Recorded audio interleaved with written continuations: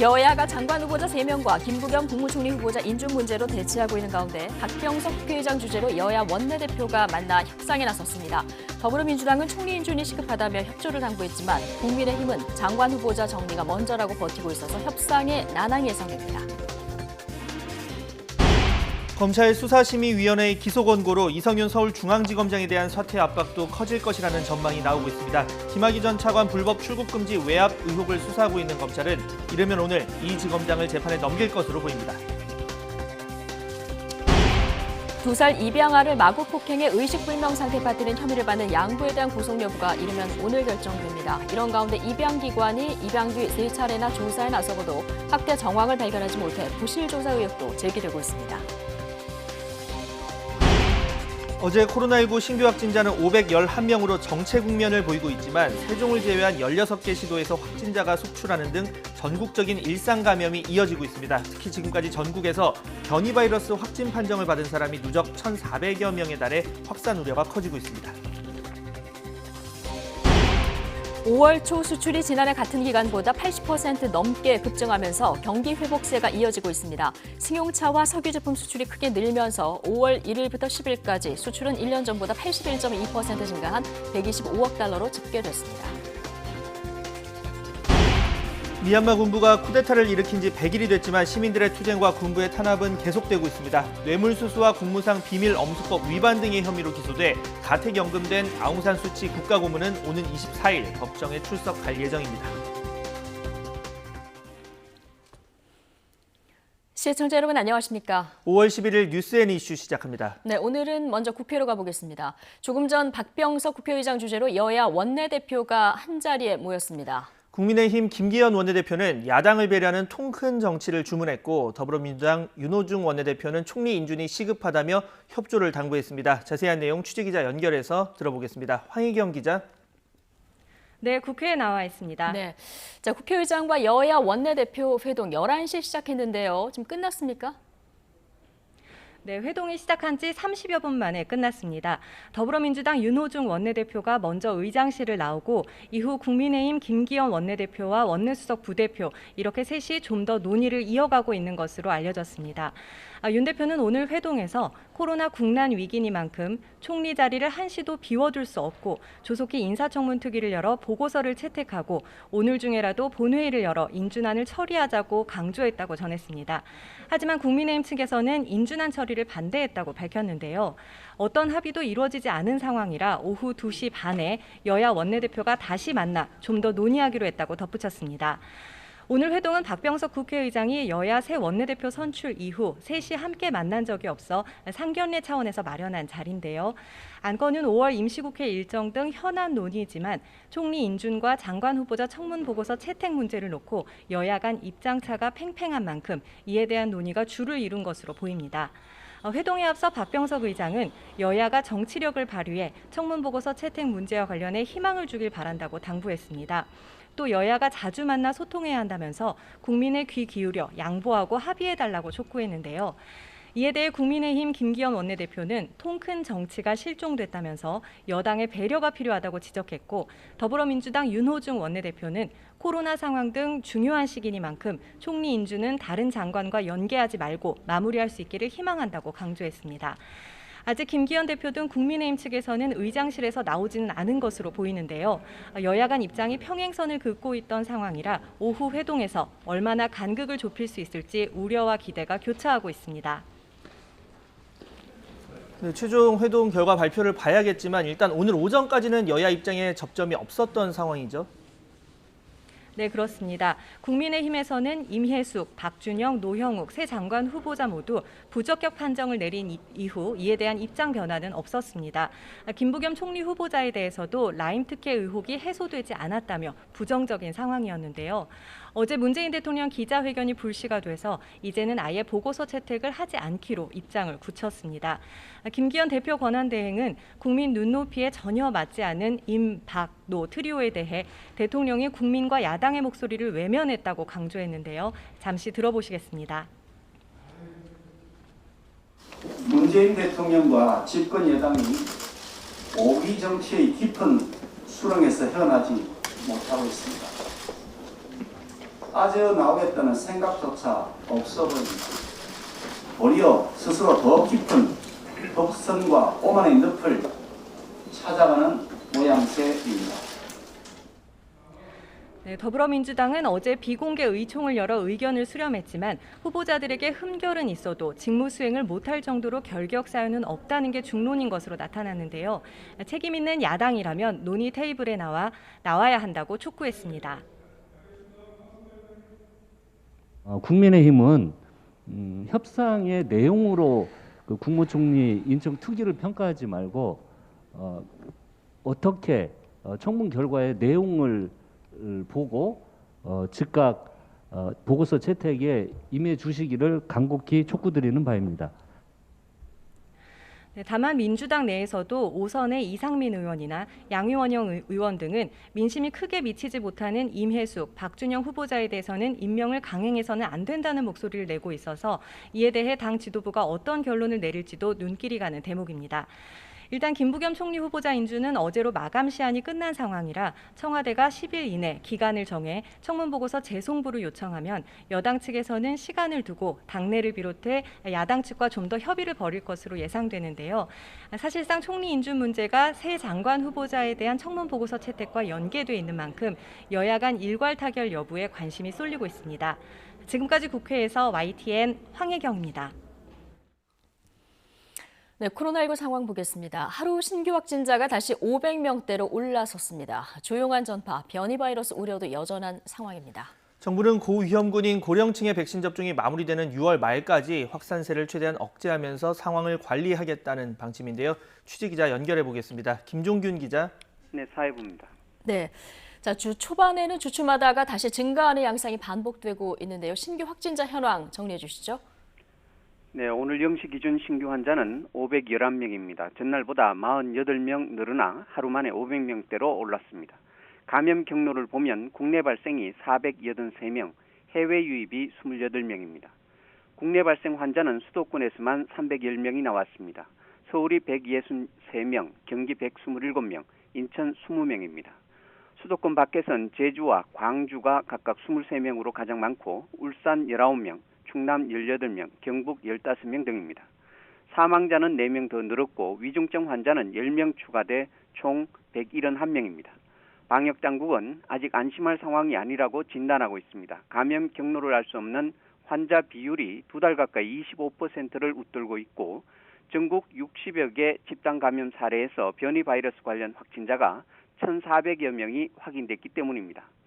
백신 접종은 일시적 수급 불안으로 1차 접종에 좀체 속도가 붙지 않고 있습니다. 어제 1차 접종자는 8,300여 명에 그쳤습니다. 누적 369만여 명인데 인구 대비 7.2%입니다.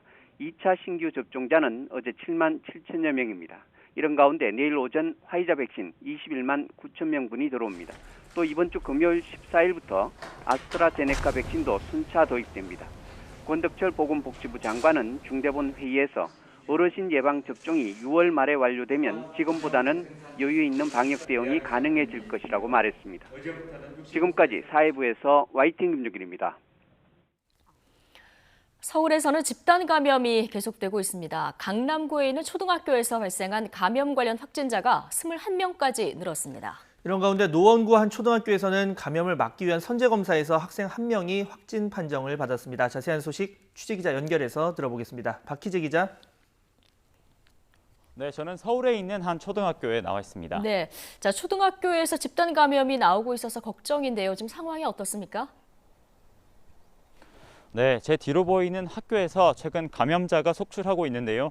지난 5일 어린이날에 이곳을 다니던 교사 1명이 확진 판정을 받은 이후로 누적 감염자는 모두 21명으로 집계가 됐습니다. 다만 방역당국은 이곳을 다니던 첫 확진자인 교사가 그동안 온라인 수업을 해왔던 것으로 파악하고 다른 확진자들과의 역학적인 연관성은 없는 것으로 일단 보고 있습니다. 서울 서초구에 있는 한 외국인 학교에서도 지난 1일 이후로 모두 4명이 모두 확진 판정을 받았습니다. 이렇게 서울 지역 학교에서는 지난 3월 개학 이후로 현재까지 학생과 교직원 등 958명이 확진 판정을 받은 것으로 집계됐습니다. 이와 함께 학내 감염을 선제로 차단하기 위해 실시한 이동형 PCR 검사에서 첫 감염 확인 사례가 나왔습니다. 서울 노원에 있는 한 초등학교에서 학생 한 명이 어제 양성 반응을 보여 학교는 곧바로 원격 수업으로 전환했습니다. 이를 비롯해 서울 지역 곳곳에서 집단 감염 사례가 이어지고 있습니다. 서울 은평에 있는 한 종교시설에서는 지난 1일 교인 한 명이 처음 확진된 이후 현재까지 누적 확진자는 모두 31명이고 중앙대병원은 어제까지 모두 13명이 확진된 이후 추가 감염자는 없습니다. 네, 백신 접종 상황도 보겠습니다. 1차 접종자 수가 크게 줄고 있다고요? 네, 그렇습니다. 일요일인 지난 9일 전국에서 1차 접종자는 모두 3명에 불과했습니다. 화이자 물량으로 2차 접종에 쓰기로 했던 물량을 사용했던 건데요.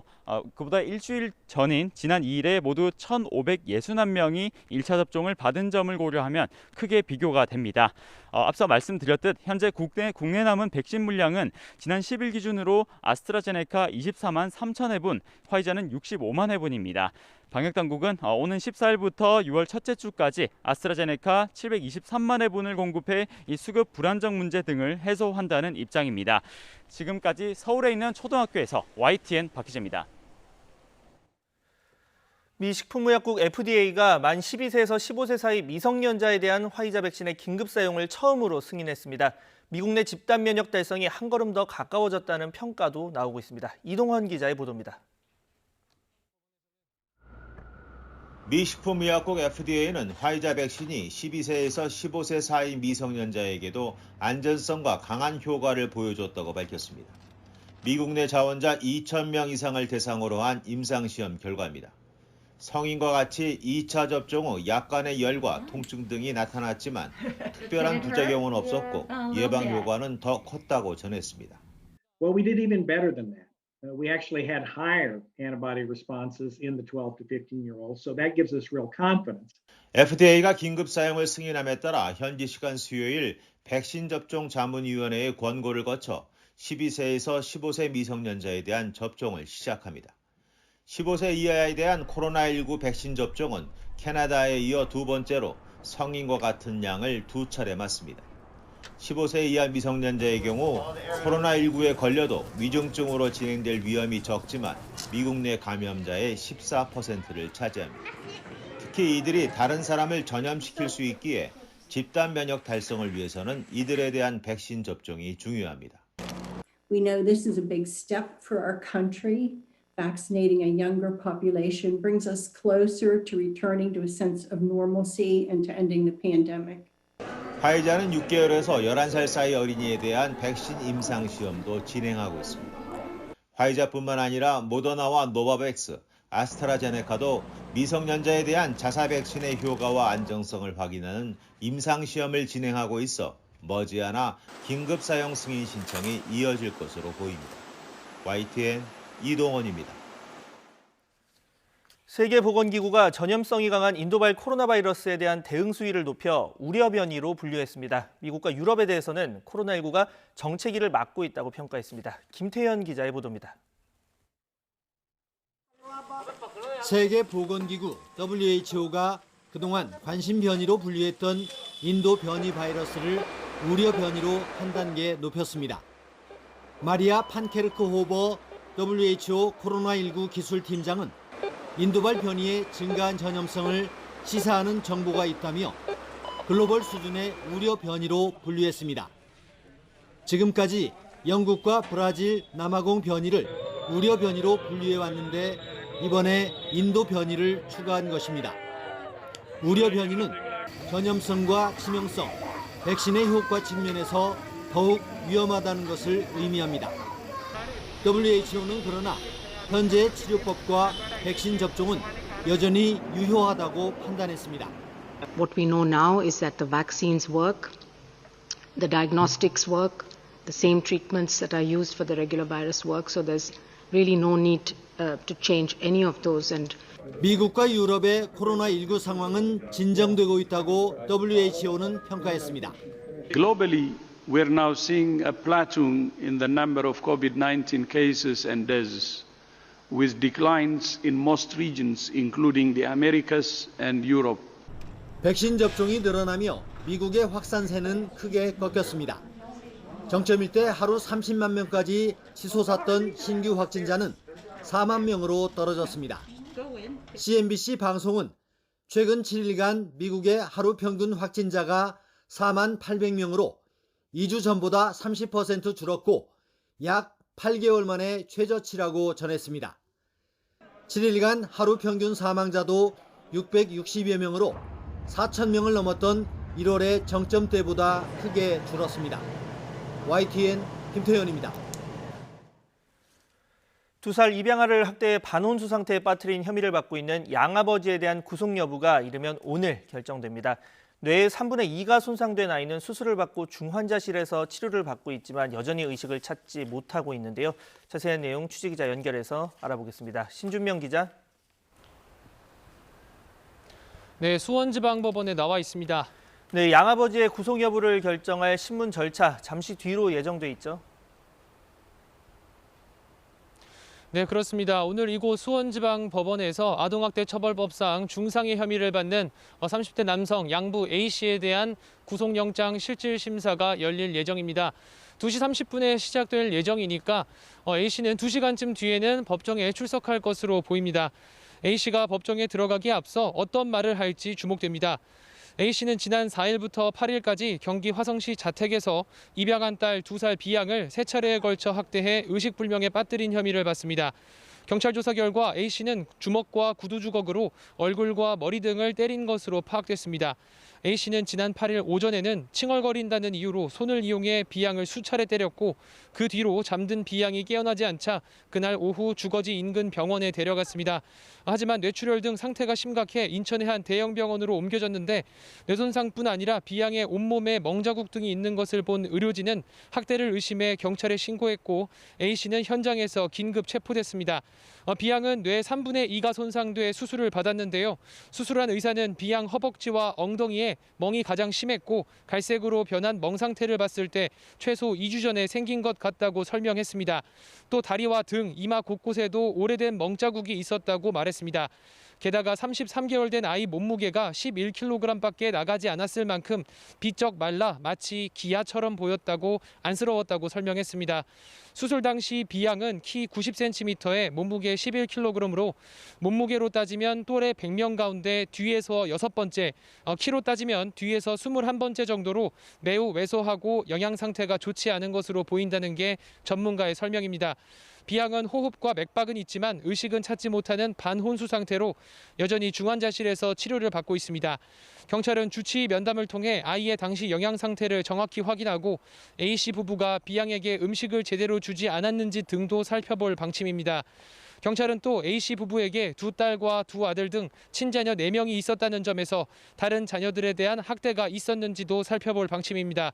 한편 경찰은 30대 양모 C씨도 남편의 폭행을 말리지 않고 다친 B양을 병원에 데려가 치료하지 않는 등 아동복지법상 방임 혐의로 불구속 입건해 수사하고 있습니다. 지금까지 수원지방법원에서 YTN 신준명입니다. 검찰 수사심의위원회가 김학의 전 차관 불법 출국 금지 외압 의혹과 관련해서 이성윤 서울중앙지검장의 기소를 권고하면서 이 지검장은 그야말로 사면 초과에 놓이게 됐습니다. 검찰 수사팀은 이르면 오늘 이 지검장을 재판에 넘길 것으로 보이는데요. 취재기자 연결해 보겠습니다. 우철희 기자. 네, 대검찰청입니다. 네, 이성윤 지검장의 거취가 무엇보다 관심인데요. 검찰 안팎의 전망은 어떻습니까?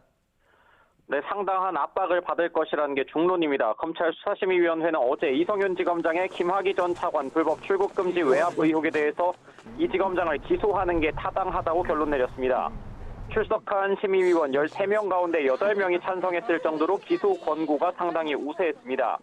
사실상 이 지검장의 외압 의혹에 대한 범죄 혐의점이 검찰 외부 인사들 눈높이에서도 인정됐다고 볼 수 있는 대목입니다. 또 사건을 수사했던 수원지검 수사팀의 수사와 증거 확보가 충분히 이루어졌다는 점에서 수사 중도 8명의 찬성으로 결정됐습니다. 수사심의위 소집은 이성윤 지검장 스스로가 신청했는데 사실상 검찰 수사팀의 완승으로 끝났다는 점이 이 지검장에게 더 뼈아픈 대목입니다. 이뿐만 아니라 어제 출석 의무가 없는데도 오후 반차를 내고 직접 수사심의위에 출석했지만 이 지검장의 주장과 요구가 대부분 받아들여지지 않았습니다.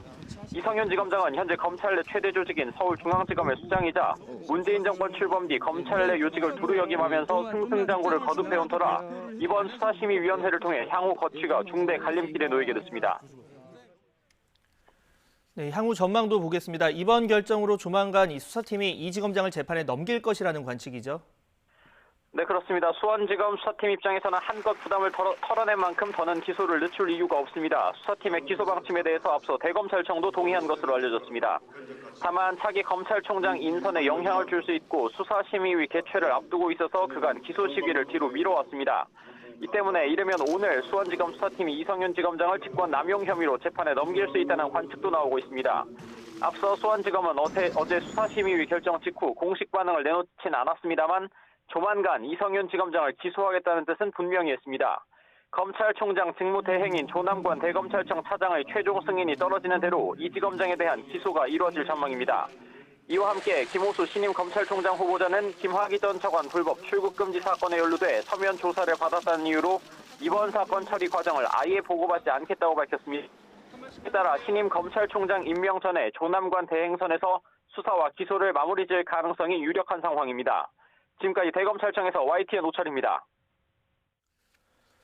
5월 초 수출이 작년 같은 기간보다 80% 넘게 늘었습니다. 관세청은 이달 1일부터 10일까지의 수출이 1년 전보다 81.2% 증가한 125억 달러로 집계됐다고 밝혔습니다. 휴일을 뺀 실제 조업일수를 고려한 하루 평균 수출액은 64.7% 늘어난 22억 7천만 달러로 나타났습니다. 품목별로 보면 반도체 수출이 52% 가까이 늘었고 승용차 수출이 358%, 자동차 부품 수출이 317% 급증했습니다. 또 석유 제품 수출이 128%, 무선통신기기 수출이 97% 증가했습니다. 역대 최대 규모의 투자금이 몰린 SKIE 테크놀로지가 이 코스피 상장 첫날 더블 상한가를 기록하지 못했습니다. SKIET는 오전 11시 기준 시초가 21만 원에 비해서 20% 넘게 떨어진 16만 원대에서 거래가 이루어지고 있습니다. 기업공개 대어로 꼽혀온 SKIET는 앞서 기관 투자자 수요 예측과 일반 청약에서 흥행에 성공해 청약 증거금으로 역대 최대인 81조 원을 모았습니다. 대북 정책 검토 결과를 설명하겠다는 미 바이든 행정부의 제안에 북한이 잘 접수했다는 반응을 보인 것으로 알려졌습니다. 우리 정부가 조기 대화 재개를 위한 실용적인 접근을 강조해온 만큼 오는 21일로 예정된 한미 정상회담에서도 주된 의제가 될 것으로 보입니다. 워싱턴 강태욱 특파원의 보도입니다. 바이든 행정부는 지난주 북한에 대북 정책 검토 결과를 설명하겠다며 접촉을 요청한 것으로 전해졌습니다. 이에 대해 북한에서는 잘 접수했다고 반응한 것으로 알려졌습니다. 접수한 대상은 실무급으로 평양에 보고한 뒤 내부적 검토가 이뤄지고 있는 것으로 보입니다. 이에 따라 북한이 일단 미국의 새로운 대북 정책을 구체적으로 파악하기 위해 접촉에 응할지 주목됩니다. 그럴 경우 어느 급에서 어떤 식으로 접촉이 이뤄질지 미국이 장기 교착 상태인 북미 대화에 물꼬를 틀 유인책을 어떻게 제시할지가 관심입니다. 앞서 지난달 30일 젠 사키 백악관 대변인은 실용적 대북 외교를 모색하겠다는 큰 틀의 기조를 공개했습니다. Our policy calls for a calibrated, practical approach that is open to and will explore diplomacy with the DPRK and to make practical progress that increases the security of the United States, our allies, and deployed forces. 세부 사항은 아직 공개되지 않았는데 북한과의 접촉 이후에 이뤄질 것으로 보입니다. 이와 관련해 우리 정부는 그동안 조기 북미 대화 재개를 위해 실용적 접근을 강조해 왔습니다.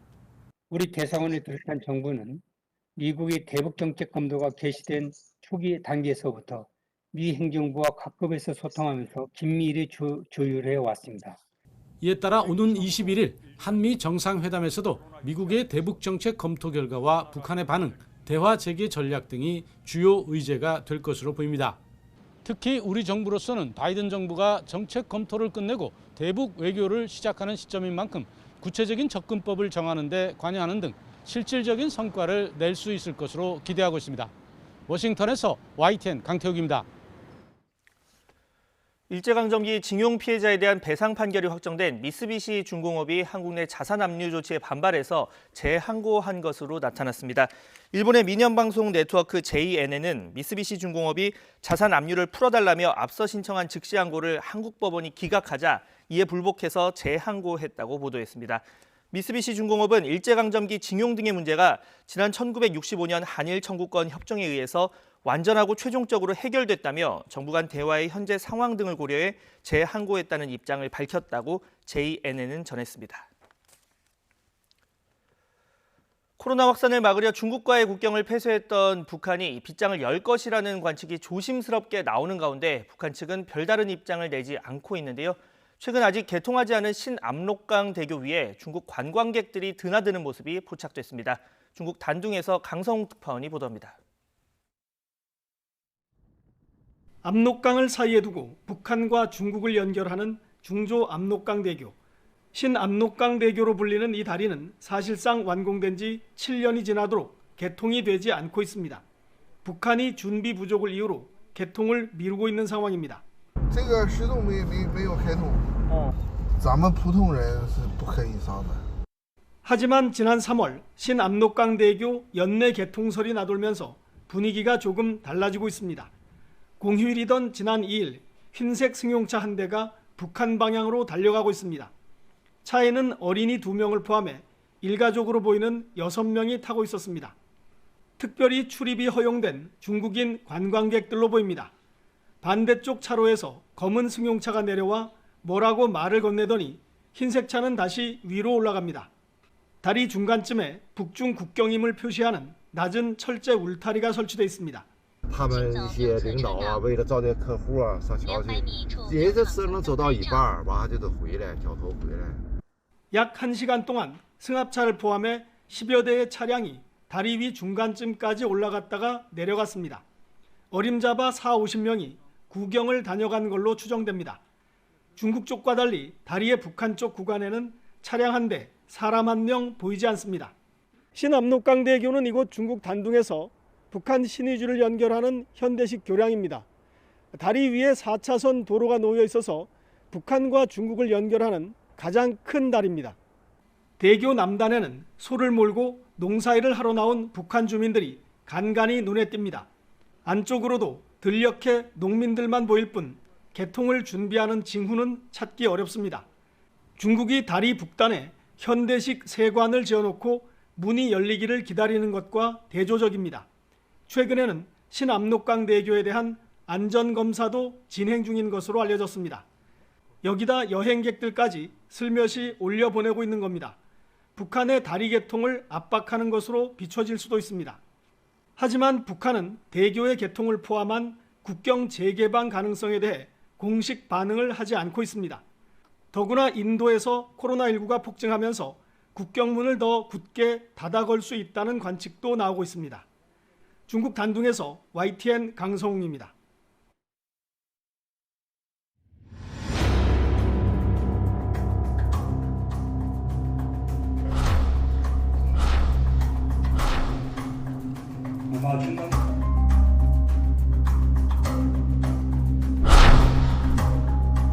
지난 4년 동안 아쉬웠던 점은 역시 부동산 문제라고 생각합니다. 무한주기식 청문회가 됩니다. 이런 청문회 제도로서는 정말 좋은 인재들을 발탁할 수가 없습니다. 저를 지지하는 지지자들이라면 그럴수록 더 이 문자에 대해서 예의를 갖추고 상대를 배려하고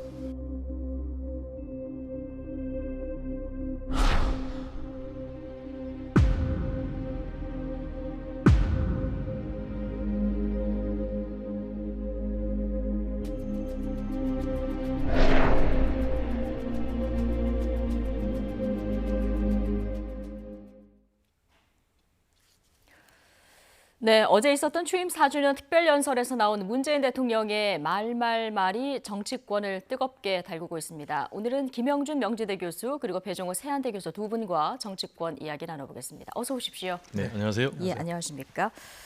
자, 어제 연설에서 가장 많이 나온 단어가 경제, 48번이나 언급이 됐다고 하는데요.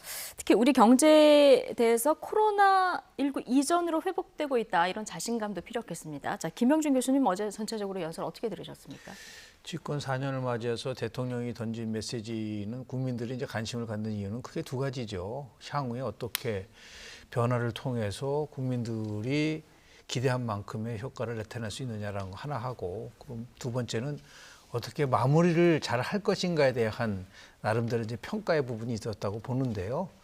경제를 정말 48번 언급할 정도는 거꾸로 얘기하면은 경제가 그만큼 어렵다는 반증이라고 봅니다. 다만 이제 아쉬웠던 부분은 뭐냐면 회복하고 있다고 하고, 그리고 또 하나는 코로나 이전까지는 굉장히 좋았다가 코로나 이후에 뭐 소득적 성장의 효과가 반감된 면이 있다고 대통령께서 얘기를 했는데, 그러면 그 부분에 대해서 전과 후에 대한 명쾌한 나름대로 데이터를 보여줬을 필요가 있지 않았느냐. 그런데 실은 그런 거 없이 얘기를 하다 보니까 나름대로 공감성이 많이 떨어진 부분이라고 보고요. 또 하나는 지금 한국갤럽이 실은 4주년 맞이하면서 조사한 내용인데요.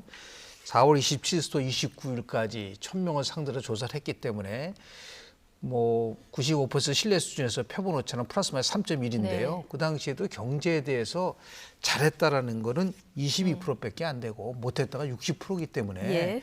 대통령에 대한 그 다른 어떤 것도 경제에 대한 부분이 좀 뭐 긍정적으로 한 건 좋지만 어떻게 확실한 체감할 수 있는 게 나왔으면 좋겠다라는 걸 좀 아마 피력하고 싶습니다.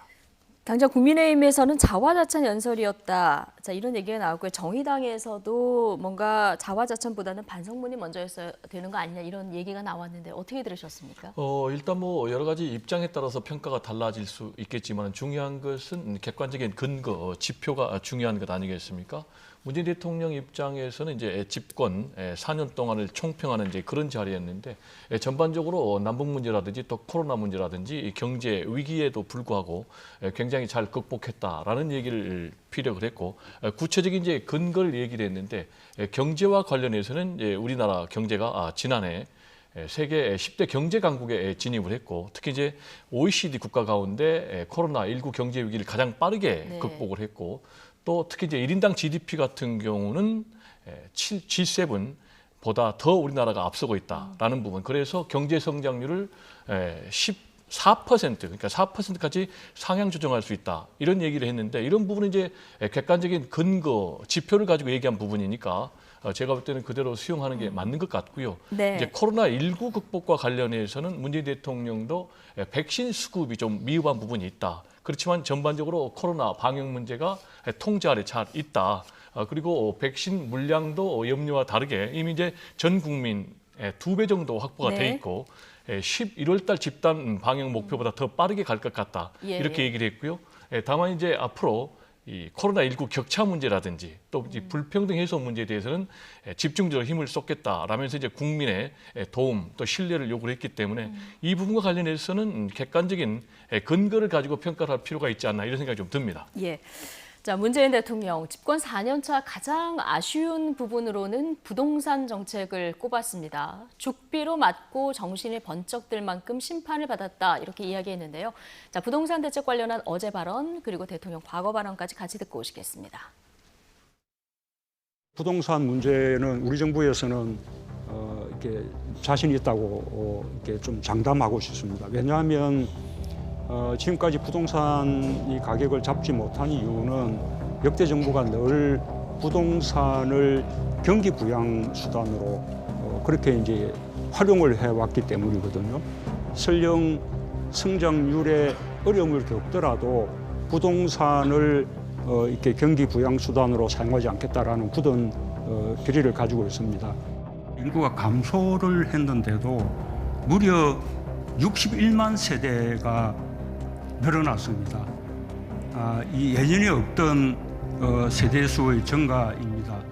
그 연유는 앞으로 좀 더 분석해봐야 합니다. 그래서 정부는 기존의 투기를 억제하는 기조는 그대로 유지하면서 부동산 공급에 있어서 특단의 대책을 마련하려고 합니다. 지난 4년 동안 그 아쉬웠던 점은 역시 부동산 문제라고 생각합니다. 부동산 부분만큼은 정부가 할 말이 없는 그런 상황이 되었습니다. 정말 죽비를 맞고 정신이 번쩍 이렇게 들 만한 그런 심판을 받았다 생각하고요. 당정 간의 긴밀한 협의와 조율을 통해서 국민들이 공감할 수 있는 그런 부동산 정책의 보완을 이루도록 하겠습니다. 네.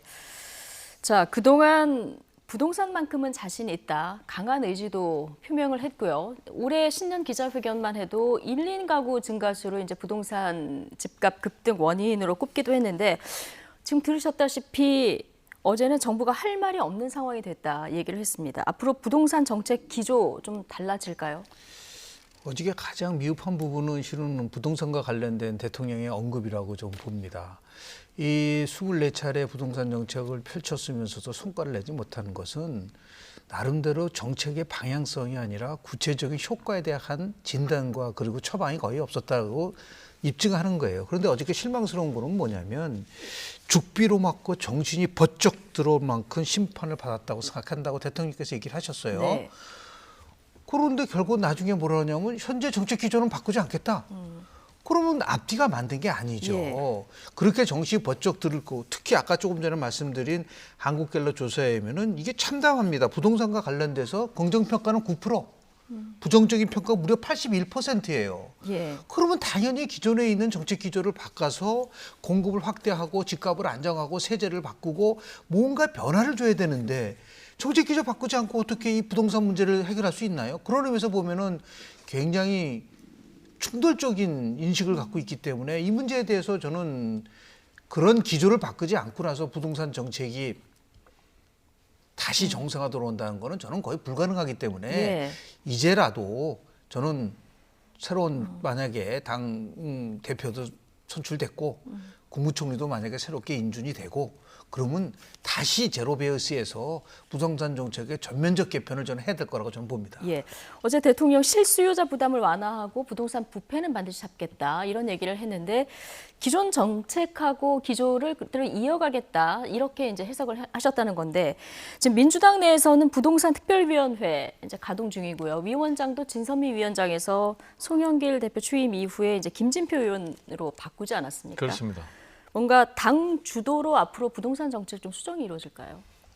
당 주도로 나갈 수밖에 없는 그런 상황이 네. 아닌가. 그렇지만 뭐 당이 일방적으로 할 수는 없고요. 지금 송영길 새 대표가 선출이 됐지만은 당내 여전히 이제 친문 중심의 기조가 강하기 때문에 결국은 당청이 잘 조율해서 한 목소리를 낼 수밖에 없는 그런 상황이 아닌가. 특히 이제 부동산의 근본 기조를 흔들 경우에 다시 이제 부동산 시장이 불안정해질 수가 있고 완전히 이제 부동산 시장이 폭등하게 되면은 통제할 수 없는 그런 상황으로 갈 수밖에 없기 때문에 문재인 대통령도 그렇고 당도 그렇고 상당히 좀 곤혹스러운 상황이 아닌가. 그래서 기본의 부동산 기조는 유지하되 현실적인 부분은 좀 조정하겠다라는 그런 입장은 이제 청와대, 문재인 대통령 그리고 당이 또 한 목소리를 내는 것 같고요. 그럼 이제 구체적으로 어떤 부분을 좀 조정할 거냐라는 것과 관련해서는 역시 문재인 대통령도 공급 부분을 강조를 했는데 이거는 네. 민간 주도가 아니라 공공 주도의 공급을 계속 이어갈 것 같고요. 그리고 이제 대출 문제가 상당히 중요한 것 같아요. 그래서 이제 무주택 실소유자를 만들기 위해서는 신혼부부라든지 또는 청년들이 집을 살 수 있도록 대출을 좀 규제를 완화할 필요가 있다라는 부분은 제가 볼 땐 당청 간에 한 목소리 낼 것 같고요. 그리고 이제 종부세 문제에 관련해서는 당내에서도 상당히 좀 이견이 있을 것 같아요. 그렇지만 현실적으로 지금 김진표 전 이제 부총리까지 했죠. 네. 이분이 왔기 때문에 상당히 현실적인 목소리가 좀 반영이 될 것 같고요. 그래서 많게는 대출 규제 관련해서도 뭐 90%까지 얘기했지만 상당 부분 규제가 완화될 것 같고 지금 이제 종부세 부분 관련해서도 현실적으로 지금 고령자 수입이 없는 사람 그리고 장기 보유자들 같은 경우도 뭔가 좀 대책을 내놔야 되는 거 아니냐. 구체적으로 얘기하면 나중에 집을 팔 때 종부세를 부담할 수 있는 뭐 과세 이연 제도라든지 그런 예. 부분. 여기에 이제 더 나아가서 김진표 특위위원장 같은 경우는 양도세 완화 부분, 취득세 완화 부분까지 얘기를 했거든요. 네. 그래서 이 부분이 현실화될지는 당내에서 심각한 토론 과정을 거쳐야 되기 때문에 상당 부분 파열음이 있지 않을까 이렇게 전망이 됩니다. 예, 말씀하신 대로 뭐 세제 개편 포함해서 당내에서 여러 가지 이견들이 나오고 있기 그렇습니다. 때문에 어떻게 조율되는지 좀 지켜봐야 될 것 같고요. 어제 주목을 받았던 또 하나 부분은 최근 논란이 됐던 장관 후보자 3명의 인사청문회와 관련한 대통령의 의중이었습니다. 야당의 반대, 인사청문회 제도에 대한 불만을 털어놓기도 했는데요. 자, 대통령 연설 직후 의총을 열었던 여당은 어떤 분위기였을까요? 국민의힘 오늘 오전 발언까지 같이 듣고 오시겠습니다. 야당에서 반대한다고 해서 저는 검증 실패라고 생각하지 않습니다. 청와대의 검증이 완결적인 것은 아닙니다. 해당 상임위에 우리 간사들과 민주당 의원들이 보기에는 사실은 이제 국민 눈높이에 조금 아쉬운 부분이 있다. 이것을 부정하는 것은 아닙니다. 그렇긴 해도 이 나라를 위해서 봉사할 수 있는 기회를 주는 것조차도 빼앗기에는 결정적인 문제는 아니다. 이 정도로 좀 간사들이 좀 보고를 했고요. 이 보고에 대해서 뭐 의원들이 뭐 의견을 내거나 그러지는 않았습니다. 국민 눈높이에 전혀 맞지 않는 임, 박, 노 트리오에 대해 문 대통령은 야당에서 반대한다고 해서 검증 실패라고 생각하지 않는다면서 국민과 야당의 목소리를 외면했습니다. 청와대 여의도 출장소로 전락한 여당은 대통령의 독선과 아집에 대해서 합리적 견제와 균형 역할을 하기는커녕 도리어 청와대 눈치나 보면서 국회의원으로서의 기본 책임조차 내팽개칠 태세입니다. 네. 자, 먼저 어제 대통령 야당이 반대한다고 해서 검증 실패라고 생각하지 않는다 이렇게 얘기했습니다. 자, 3명 모두 임명 강행을 예고한 발언이라고 봐야 됩니까? 여러 가지 해석들이 나오던데요. 지금까지 29명이 장관급이 야당의 동의 없이 이제 통과됐기 때문에 실제로 법적으로는 문제는 없겠죠. 청문 보고서가 채택이 안 돼도 일정 기간 지나면 대통령이 임명할 수 있는 것이 권한이에요. 그런데 제가 정말 이 부분에 대해서 청와대를 포함해서 집권당한테 묻고 싶은 말이 있습니다. 저렇게 당당하고 대통령의 인사와 관련돼서 정책 검증 실패가 아니라고 한다면 도대체 5대 검증 기준, 7대 검증 기준을 왜 만들죠? 지금 예를 들어서 야당이 이 7대 검증, 5대 검증 기준을 벗어나서 다른 거를 가지고 공격을 하고 하면은 무리한 거라 볼 수가 있지만 위장전이, 부동산 투기, 논문 표절 얘기한 거 아니에요. 문재인 대통령이 대통령 대선 과정 속에서 5대 기준에 미치지 못한 사람은 임명하지 않겠다고 국민에게 약속을 했잖아요. 그럼 그 공약을 지키도록 노력을 해야지 그걸 가지고 야당이 정책 검증을 안 하고 딴 거 한다고 아무리 얘기를 해봤자 국민들을 설득할 때는 한계가 있을 수 있고 경제보다도 더 나쁘다고 더 부정적으로 평가받고 있는 부분이요. 인사입니다. 그러니까 이 부분에 대해서는 저는 왜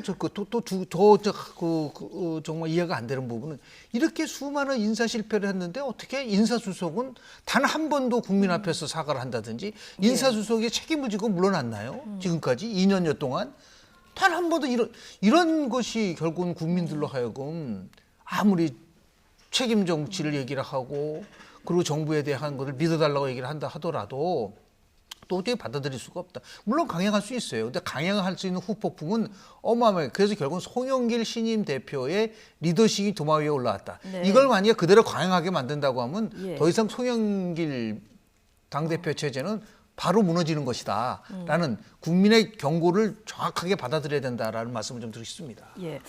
어제 대통령 발언 이후에 민주당 의총이 열리지 않았습니까? 그런데 이제 3명의 장관 후보자에 대해서 결격 사유가 없다는 쪽으로 좀 기울어진 것 같아요. 그 이후에 야당에서는 당장 아까 여의도 출장소 아니냐 이런 비판이 나왔는데요.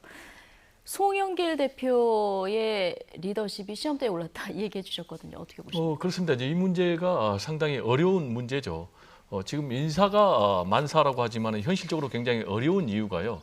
2가지를 함께 살펴봐야 될 것 같아요. 하나는 청와대 내지는 여권에서 인재풀을 너무 좁게 쓰는 거 아니냐라는 부분 하나. 그리고 현재의 국회 인사청문회 제도의 문제가 좀 있지 않느냐. 구체적으로 얘기하면은 정책 검증과 도덕성 검증을 함께 하기 때문에 꼭 써야 될 사람들도 스스로 고사한다는 거 아니겠습니까? 그래서 이제 모 장관을 모집하는 데 있어서 한 20명 정도로 접촉했는데 다 고사를 했다는 거 아니겠어요? 그래서 이제 문재인 대통령께서도 이러한 청문회 제도의 문제점을 얘기를 하고 있고요. 그래서 장기적으로는 도덕성 검증과 정책 검증을 분리해서 따로 하는 그런 제도적 개선이 필요한 것 같고요. 그리고 현재 이 문제가 상당히 어려운 문제가 되는 게 지금 3명의 장관 후보자에 대해서는 교체를 요구하고 있고 국민의힘에서. 그런데 이 문제를 가지고 지금 김부겸 총리 후보자 문제하고 연계를 시키고 있거든요. 그렇다면 지금 청와대 또는 여권 입장에서 이 3명의 후보자 중에 누군가를 교체하겠다. 라는 카드를 내놓을 경우는 다시 이제 김부겸 총리 후보자 국회 인준 문제하고 직결되기 때문에 네. 지금 청와대와 그리고 송영길 대표를 중심으로 한 민주당도 상당히 고민을 하고 있는데 지금 이제 민주당의 고민이 더 깊어지는 이유가 당초에는 한두 명 정도는 낙마가 불가피하다라는 입장이었는데 대통령께서 기자회견을 통해서 무슨 흠결이 있느냐라는 이제 그런 입장을 정리하니까 서로 이제 공을 넘기는 그런 상황인데 전체적으로 보면은 국민의 눈높이에 따라서 뭔가 고민의 결과가 정무적인 결단이 나오지 않을까 이렇게 또 전망이 됩니다. 예, 김용준 교수님께서 매번 그 미국 인사청문회에서 네. 얘기하면서 청문회 올라오기 전에 도덕성 검증은 이미 끝내고 청문회 본격 무대에 세우는 그러나 이제 도덕성 검증을 이렇게 쉽게 하는 게 아니라 엄중하게 하되 미리 해놓고 걸러내고 올려내자 이런 얘기 계속 해주셨는데 두 가지만 고쳐도 이 문제는 해결이 돼요. 예. 청와대가 인사검증 기준을 한번 국회에다 한번 제출해 보십시오. 미국은 그렇게 하거든요. 백악관에다가 검증한 자료를 의회에다 제출을 하게 되면 이게 무엇을 검증했거나를 알 수가 있는데 지금 우리는 그걸 안 하고 있거든요. 두 번째는 정 그렇게 뭐 대통령 임명하냐 임명하지 않냐라는 걸 따지기 전에 그러면은 미국의 청문회 도구처럼 인준투표 제도를 도입을 시키든지 지금 자꾸만 이거를 저 김부겸 장관 국무총리 거하고 연계시켜서 얘기하는데 그건 다른 문제예요. 왜냐하면 김부겸 국무총리는 본회의장에서 표결을 하게끔 돼 있는 거기 때문에 이거는 장관 청문회랑 다른 거거든요. 미국은 장관도 상임위에서 표결하고 그리고 본회의에서 표결합니다. 그런데 지금 우리는 그런 게 없잖아요. 그냥 청문 보고서 채택이 안 돼도 모든 짐이 대통령한테 지금 돌아가게 돼 있단 말이에요. 이런 부분을 고치기 위해서라도 이런 뭐 도덕성 검증을 먼저 하고 따로 그거는 청문회 제도에 대해서 잘 이해하지 못하면 무지소치고 결국은 한마디로 얘기를 해서 정말 이런 식으로 얘기한다면 청문회 제도 없애버리는 게 나아요. 아니 지금 대통령도 야당 시절에는 그렇게 박근혜 정부 때 인사청문회 제도 가려고가 아니라 사람이 잘못된 거로 얘기해놓고 나서 대통령이 되고 나서는 청문회 제도가 잘못됐다? 이건 앞뒤가 맞지 않는 거예요. 그래서 전반적으로 도덕성에 대한 문제를 따로 뭐 이렇게 분리해서 해야 된다라는 생각은 잘못된 거고요. 당당하게 그러면 인준투표 제도를 도입을 시키든지 그렇게 해서 문제를 풀어가야지 이거를 모든 거를 다 보고서를 채택하냐 채택하지 않냐 문제를 가지고 하고 또 하나 말씀드린 것처럼 미국은 3군데에서 인사 그 대상자에 대한 검증을 하거든요. FBI 그리고 인사와 관련돼서 또 여러 가지 따로따로 그 국세청 그리고 대통령한테 개별적으로 직보 체제를 하게끔 돼 있어요. 우리처럼 모든 게 민정수석에서 하는 게 아니에요. 그래서 한 군데에서 검증을 실패하면 그 기관이 굉장히 경쟁에서 미뤄지기 때문에 상호 검증에 대한 서로 경쟁 시스템을 도입할 필요도 있다. 좀 뭔가 청문회 제도에 대한 본질에 대한 얘기를 하지 않고 자꾸만 그걸 도덕성 문제를 가지고 따진다는 거는 제가 볼 때는 잘못된 접근이라고 저는 봅니다. 그럼 지금 말씀하시는 게 청와대에서 지금 1차 검증을 하는데 이 검증 절차를 조금 더 튼튼하게 할 필요가 있다. 이런 얘기로 읽히는데 어제 대통령께서 청와대 검증이 완벽하지는 않다. 이후에 언론과 야당의 검증이 이제 보완되어야 된다 이런 얘기를 했었거든요. 완벽하지 않은 그 자료를 한번 제출해 보세요. 국회에다가. 예를 들어서 언론에서 하루 만에 나오는 거를 검증 못 하잖아요. 그러니까 우리는 탑다운 시스템이에요. 정말 진정하게 검증을 하고 있느냐에 대해서 굉장히 의심이 나올 수밖에 없기 때문에 그럼 지금부터라도 그렇게 완벽하지 않다 하더라도 완벽에 가까웠다고 하면 뭘 검증했는지 한번 국회에다 한번 제출 한번 해보십시오. 그럼 문제가 간단해지잖아요. 그걸 안 하잖아요. 그래서 너무 내가 볼 때는 청문회 제도를 가지고 탓하는 게 아니라 제도는 맞아요. 운영을 잘못하고 있다는 말씀을 좀 드리고 싶습니다. 운영을 어떻게 해야 될까요?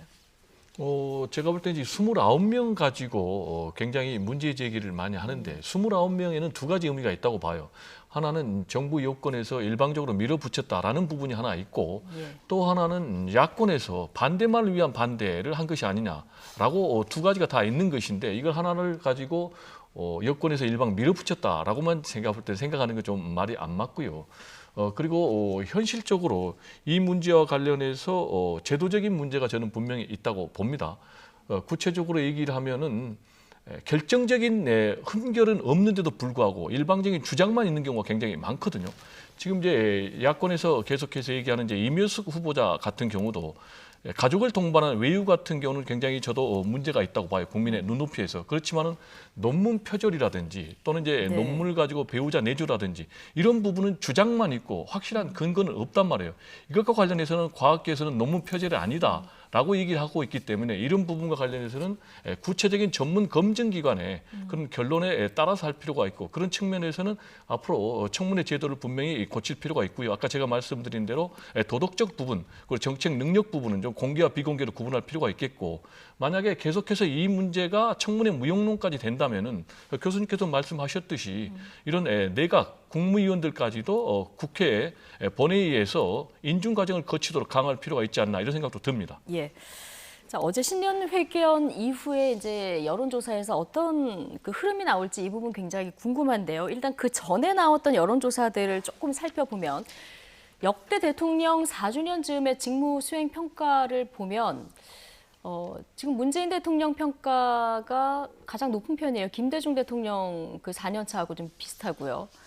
그리고 어제 YTN 리얼미터 여론조사를 한번 넘어가 볼까요? 그럼 문재인 대통령 국정수행평가가 지난주 대비 3%포인트 상승을 한 이런 상황입니다. 지난 금요일 한국갤럽 조사에서도 5%포인트 반등한 것으로 나타났는데요. 네. 어제 연설 이후에 이 상승 흐름 조금 더 이어갈까요? 아니면 어떻게 보십니까? 저는 그게 두 가지 면에서 아마 영향을 줄 거라고 보는데요. 네. 만약에 대통령이 장관에 대한 임명을 강행을 하게 되면은 저 지지는 곤두박질할 겁니다. 왜냐하면 도저히 국민들이 받아들이기 어렵다라고 하는 것이 나오게 되면요. 그리고 아마 집권당에 대한 불신이 아마 강화될 가능성이 굉장히 좀 크다고 보고요. 두 번째는 부동산 문제와 관련돼서 정말 체감할 수 있는 거를 아직까지 못 내놓는다고 한다면 지금 부동산 특위도 바뀌었잖아요. 그래서 일반 국민들이 체감할 수 있는 부동산 그리고 마지막으로 백신 지금 상반기까지 1,200만 명을 접종을 한다고 하면 4월 달에 300만 명이고요. 그러면 5월, 6월 달에 900만 명을 접종을 해야지 1,200만 명이 되잖아요. 그럼 진짜 두 달 동안에 900만 명을 누구를 대상으로 어떤 백신을 할 것이냐는 구체적인 거를 만약에 내놓지 못하게 한다고 한다면 영향을 받을 수 있는 가능성도 굉장히 크기 때문에 지금 김대중 대통령이 비슷한 시기에 33%였어요. 긍정이. 네. 그 34% 가장 높다고 하는데 1% 높은 부분을 가지고 우리가 확대 해석할 필요는 없고요. 결국은 55% 부정이 넘어섰다는 것에 대해서 더 관심을 가져야 된다고 보고요. 그리고 60%까지 좀 나타나고 있잖아요. 리얼미터 조사에서는요. 그래서 이제는 남은 1년 동안은요. 결국은 청와대가 모든 것을 주도하기보다는 집권당이 중심이 돼서 정말 국민들, 왜냐하면 대선을 앞두고 있기 때문에 이 문제에 대해서 너무 소홀히 생각하면 안 되고요. 그리고 정말 국민들이 봤을 때 공감할 수 있는 메시지가 좀 나왔으면 좋지 않을까라는 생각을 좀 합니다. 예. 그러니까 앞으로 지금 재보선 이후에 여론 흐름이 바닥은 찍었다 이런 분석이 많은데 김영진 교수님 얘기대로라면 앞으로 여론 흐름은 지금 얘기가 나오고 있는 장관 후보자 3명에 대해서 임명을 어떻게 할 것인가 이 부분하고 부동산이라든가 백신에 대해서 좀 구체적이고 국민이 공감할 수 있는 대책이 나오느냐 이 여부에 따라서 달라질 것이다 이렇게 보셨는데요. 지금 그럴 수밖에 없는 상황 같아요. 전반적으로 집권 5년 차 되면은 지지율이 굉장히 크게 하락하면서 램덕에 직면할 수밖에 없는 그런 상황 아니겠습니까? 뭐 역대적으로 우리가 쭉 통계를 보면은 김영삼 전 대통령 같은 경우에 집권 5년 차 14% 그리고 김대중 전 대통령 같은 경우는 33% 그리고 노무현 전 대통령 같은 경우는 16%였단 말이에요. 이명박 전 대통령 24%였고 그리고 박근혜 전 대통령은 뭐 4%까지 떨어져서 결국 이제 탄핵이 됐지 않습니까? 그런 상황이기 때문에 지금 이제 36%까지 올랐으니까 이 부분이 이제 상당히 높지만 또 일부 여론조사에 따르면은 30% 아래로 떨어진 여론조사도 있지 않습니까? 그래서 이제 30%가 무너지면은 램덕으로 갈 수밖에 없는 이제 그런 상황이 된다라는 일반적인 평가가 나오고 있는데 지금 상황을 볼 때는 여론에서 상당히 좀 관망하고 있는 그런 상황이 아닌가. 구체적으로 이 부동산 문제가 어떻게 되느냐. 이게 이제 상당히 중요한 것 같고요. 그래서 부동산과 관련해서 정부가 얼마만큼 시장에서 또 국민들이 받아들일 수 있는 현실적인 보완책을 내놓느냐가 상당히 앞으로 여론의 향배에 가장 중요한 문제 같고요. 그리고 이제 백신 수급과 관련해서 지금 정부가 발표한 백신 접종이 정확하게 일정대로 진행이 되느냐, 그리고 더 당겨지느냐에 따라서 상당히 제가 볼 때는 여론이 더 출렁일 가능성이 있고요. 그리고 역시 이제 마지막으로 중요한 것은 협치의 문제입니다. 지금 상황에서는 일방 독주에 대해서는 심판을 받았다고 보고요. 지금 어떻게 청와대와 여권이 야당과 협치를 통해서 국난의 위기를 극복하느냐라는 이제 이런 부분이 숙제로 남아 있는데 이 부분과 관련해서는 역시 제1야당에도 상당히 책임이 있다. 즉 제1야당도 국정의 책임자인데 일방 반대만을 위한 반대를 할 경우에는 제1야당에도 국민들은 따끔한 책임을 물을 가능성이 있다는 얘기도 또 덧붙이고 싶습니다. 예. 자, 대통령 4년차 기자회견 내용 그리고 여론 흐름까지 좀 살펴봤고요. 바로 내년 대선 전국 이야기로 좀 넘어가겠습니다. 지난주 여권에서는 경선 연기론이 불거졌습니다. 이재명계 의원대 반발을 하면서 조금 시끌시끌했는데요. 자, 당권에 도전한 주자들 대체로 지도부 결정에 따르겠다 이런 입장입니다. 정세균, 이낙연, 박용진 의원 이야기 차례로 듣고 오시겠습니다. 선수들은 주어진 룰에 맞추어서 열심히 최선을 다하면 된다. 그러니까 뭐 그걸 연기를 하든 구워 먹든 삶아 먹든 그건 지도부가 알아서 정말 이 최선의 숙고와 또 검증과 논의를 통해서 안을 만드는 게 좋겠다. 제가 원칙은 존중돼야 한다는 말씀만 반복하고 있는데 지금도 마찬가지고요. 그런 문제를 당이 빠른 시일 내에 정리를 해주기 바랍니다. 이제 경기장에 막 들어선 플레이어입니다. 경기 규칙은 지도부가 정할 일이라고 생각을 합니다. 어느 날 어느 때 경선이 치러져야 박용진에게 유리한지 그렇게 주판을 튀기지 않습니다.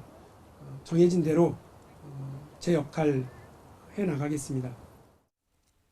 네, 정세균 전 총리 구워 먹든 삶아 먹든 이제 지도부가 정할 일이다 이 얘기도 듣고 오셨는데 대체적으로 지금 보면 지도부가 이거는 좀 알아서 결정을 해달라 이런 입장이 나오고 있어요. 뭐 룰이라는 게 정해졌으면 지켜줘야 되겠죠. 그래서 뭐 180일 전이라는 게 딱 정해져 있기 때문에 그런 식으로 가면은 이제 6월에 예비 경선을 하게 되고 7월서부터 본격적 경선을 해서 9월 9일까지는 아마 모든 일정을 맞춰야 되는 게 지금 민주당의 일정인데요. 연기론을 주장하시는 분들이 내세우는 명분은 크게 두 가지예요. 하나는 이제 코로나19라는 이러한 특수한 상황 속에서 집단 면역이 이루어지는 그런 시점까지도 우리가 좀 감안해야 되지 않냐라는 게 첫 번째고요. 두 번째는 결국 먼저 후보를 뽑고 나면은 야당의 공격을 받을 수밖에 없는 것이고 늦게 후보가 뽑히는 야당이 경선 효과를 누릴 수 있기 때문에 같이 11월 초에 뽑게 되면 좋지 않겠느냐라는 부분들을 얘기하고 있습니다. 이재명 측에서는 이거는 명분과 실리도 없다는 얘기를 하고 제일 중요한 거는 그동안 역대 대통령 선거를 보니까 먼저 뽑힌 사람이 다 이겼더라라고 하는 또 주장을 제기를 하고 있어요. 근데 이 문제는 빨리 저는 매듭을 지어야 될 거라고 저는 봅니다. 연기를 하든 안 하든. 빨리 이 문제는 매듭을 지어야지. 왜냐하면 이 문제가 가지고 잘못하면은 당이 쪼개질 수도 있어요. 왜 그런 비슷한 상황이 2007년도 14년 전에 당시 한나라당에서 이명박 박근혜 후보가 아주 굉장히 세게 붙었거든요. 그때 원래 당헌 당규하면 6월 달에 뽑게 돼 있었지만 당시 박근혜 측이 지지율이 굉장히 떨어졌었는데 강력하게 주장하면서 결국은 8월로 연기됐습니다. 정확하게 2달 연기됐어요. 그런 거와 마찬가지로 그때 엄청난 나름대로의 분란이 있었었는데요. 이 문제는 신임 소영길 대표가 경선 과정 속에서는 그랬어요. 룰 변화가 그렇게 쉽지 않을 거라고 얘기를 했는데 빨리 이 문제와 관련돼서 매듭을 짓고 저는 오히려 뭐 이재명 측에서 이 문제 가지고 민감하게 반응을 할 필요가 없다고 봐요. 필요하다면 나는 뭐 언제든지 연기되든 연기되지 않든 상관없다라는 그런 아주 굉장히 통 큰 리더십을 보여주는 게 이재명 측에서는 오히려 더 그게 아주 전략적으로 굉장히 큰 도움을 받을 수 있는 부분이라고 생각이 드는 거죠. 2달 만에 무슨 뭐 변하지 않는 부분들이 있기 때문에 오히려 항상 얘기하지만 뭔가를 크게 양보하는 측이 큰 효과를 볼 수 있다는 게 대한민국에서의 일종의 경험적 버티기이기 때문에 빨리 매듭을 질 수밖에 없는 상황이 아닌가 생각을 좀 합니다. 그러니까 경선 연기를 주장하는 쪽에서는 일찍 하면은 그 흥행 효과가 떨어진다. 그래서 우리가 본선에서 불리하다. 이런 주장을 지금 내놓고 있는데 이게 따지고 보면은 이재명 지사 지금 먼저 치고 나갈 경우에 이제 손해가 아닐 수도 있다 이런 얘기를 해주셨거든요. 여당 입장에서 유불리를 따져봤을 때 경선 연기. 네, 지금 이제 보십니까? 원칙론과 현실론이 정면으로 부딪히고 있어요. 원칙론은 일단 정해진 대로 하자. 어떻게 룰이 정해진 상황에서 지금 플레이어들이 지금 움직이고 있는데 그 과정에서 룰을 흔들면은 이재명 지사 측에서 얘기한 것처럼 명분도 없고 실리도 없다 이런 얘기고 현실론을 얘기한 측은 지금 상대적으로 국민의힘 측은 우리보다 2달이나 늦게 결정이 되고 더 나아가서는 만약에 윤석열 전 총장과 결부가 될 경우에는 더 늦어질 수가 있거든요. 제가 이제 개인적으로 국민의힘 측에 만나서 얘기 들어보면은 우리는 최대한 늦게 하겠다. 즉 11월에 국민의힘 전당대회를 하고 그 이후에 야권 통합 문제가 있을 수도 있기 때문에 더 늦게까지 이 이슈가 갈 수 있다는 거죠. 그렇습니다. 극단적으로 얘기하면 국민의힘 측에서는 내부적으로 우리는 3, 40일 전에 하자. 실제로 이번에 서울시장 선거를 보니까 오세훈 시장 같은 경우 후보가 늦게 확정이 되니까 그만큼 여권에서 공격할 타이밍이 상당히 줄어들더라라는 얘기가 있거든요. 이런 걸 보면은 만약에 180일 전, 그러니까 11월 9일까지 결정을 한다고 그럴 경우 후보가 노출이 굉장히 많이 되고 실제로 그러다 보면 공격을 많이 받고 또 실제로 역사적으로 보면은 노무현 후보 같은 경우 후보 교체론까지 나왔던 그런 이제 몸살을 앓고 있거든요. 더구나 지금 상황에서 이제 코로나19 상황이니까 흥행의 문제도 있기 때문에 상당 부분 현실론이 제가 볼 때는 더 힘을 얻는 것 아니냐. 그리고 수적으로 봐도 이재명 세력은 상당히 상대적으로 소수기 때문에 제가 볼 때는 나머지 주자들은 다 내심 원칙론을 얘기하지만은 내심으로는 다 지금 연기를 원하고 있거든요.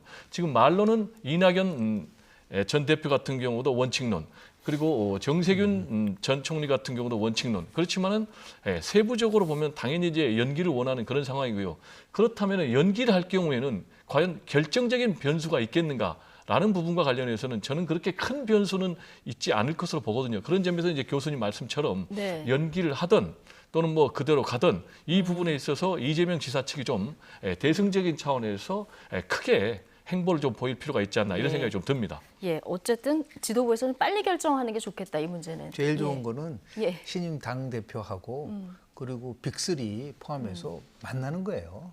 만나서 이 문제와 관련돼서 우리 이재명, 이낙연, 정세균. 그리고 뭐 야경진 후보는 공식 선언했으니까 만나서 마무리를 하면서 정권을 닮으면 되죠. 이재명 측에서 우리 아름다운 경선하자라고 하면서 그 부분이 된다면 나는 뭐 기꺼이 이 문제와 관련돼서 고집하지 않겠다.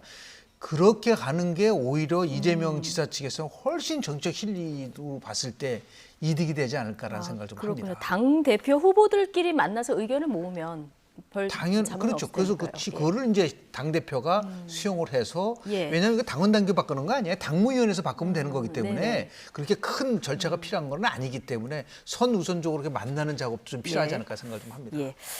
자, 야권으로 가면은 어제 이분의 복당 문제가 굉장히 화제가 됐습니다. 무소속의 홍준표 의원, 이제는 돌아가겠다. 어제 복당 의사를 공식화했습니다. 홍준표 의원 기자회견 내용 그리고 복당을 둘러싼 당내 반응까지 같이 듣고 오시겠습니다. 이제 저는 당으로 돌아가야 할 때가 되었다고 생각을 합니다. 지난 시기 당대표로서 위장평화 지방선거의 참패 책임을 지고 당대표 자리를 물러났지만 당의 이념과 가치를 해하거나 당의 명예를 더럽히는 해당 행위를 한 적이 없습니다. 홍준표 전 그 대표께서 새로운 역할을 한번 자임하고 계셨지만 아무리 그 소금이라고 하더라도 시간이 오래되면은 그게 곰팡이가 슬지 않겠습니까? 마찬가지로 홍준표 대표님은 제가 보기에는 너무 정치 예전부터 오래 하신 것 같습니다. 그래서 이제는 좀 쉬셔도 될 것 같습니다. 국민 통합을 하자고 하는 정당에서 같은 동지였고 당원이었고 또 국민의 심판을 거친 분에게 누구는 되고 누구는 안 된다고 개별적인 자세를 들여대는 것 자체가 저는 많이 위험할 수 있다고 보고 있습니다. 네. 자, 홍준표 의원 억울하게 쫓겨나서 1년 2개월을 풍찬 노숙했다. 이제는 돌아갈 때가 됐다. 어제 이제 공식화했는데요. 당내에서는 좀 갑론을박이 굉장히 치열하게 벌어지고 있는 것 같아요. 일단 김웅 의원이 앞서 들어보셨지만 당권 주자로 지금 도전을 한 상황에도 굉장히 반대를 강하게 하고 있습니다. 지금 이제 이 문제가 상당히 뜨거운 감자가 되고 있어요. 네. 그리고 장기적으로 계속될 경우에는 결국 이제 국민의힘에도 굉장히 부정적인 요소로 작동할 수밖에 없는 그런 상황이고요. 이 문제가 뜨거운 감자가 되고 있는 것은 크게 두 가지 같아요. 하나는 이제 당 쇄신의 문제, 또 하나는 당의 주도권 문제, 역학관계의 문제가 지금 복합적으로 되어 있는데요. 네. 아시겠지만 이제 당 초선들 중심으로 하는 56명의 초선들은 홍준표 전 대표 복당을 반대하고 있거든요. 이유는 이제 두 가지인데 아까 말씀드린 대로 초선 그룹 홍준표 사이에서도 뭐 약간 이견이 있긴 한 것 같더라고요. 그렇습니다. 예. 이제. 그러나 이제 전체적인 맥락은 초선들 그리고 이제 비영남권 그 이유는 이제 홍준표 전 대표하면은 아무래도 강성 보수 인물로 평가가 되고 있지 않습니까? 그리고 또 막말, 뭐 연탄가스라든지 뭐 바퀴벌레 그래가지고 당이 쇄신하는 데 도움이 되지 않는다라는 그런 이유 하나. 그리고 또 하나는 지금 당권 경쟁이 되고 있지 않습니까? 그럼 이제 당 대표가 누가 되느냐에 따라서 앞으로 당의 주도권을 누가 지느냐가 결정이 되는데 홍준표 전 대표가 오게 될 경우는 이 문제도 상당히 영향을 미친다 이렇게 보는 거예요. 그렇지만 이제 당 중진들 특히 이제 주호영 전 원내대표를 중심으로 한 영남권 중진들은 당연히 홍준표 전 대표가 복당을 하는 게 좋겠죠. 그리고 이제 이 부분과 관련해서 뭐 이준석 전 최고위원 같은 경우는 형평성의 논리를 내세워서 왜 홍준표 전 의원의 복당을 반대하느냐라는 얘기를 하고 있는데 형평성의 기준으로 보면 당연히 홍준표 전 대표를 복당시키는 게 맞다고 생각합니다. 이미 이제 두 명이 복당했지 않습니까?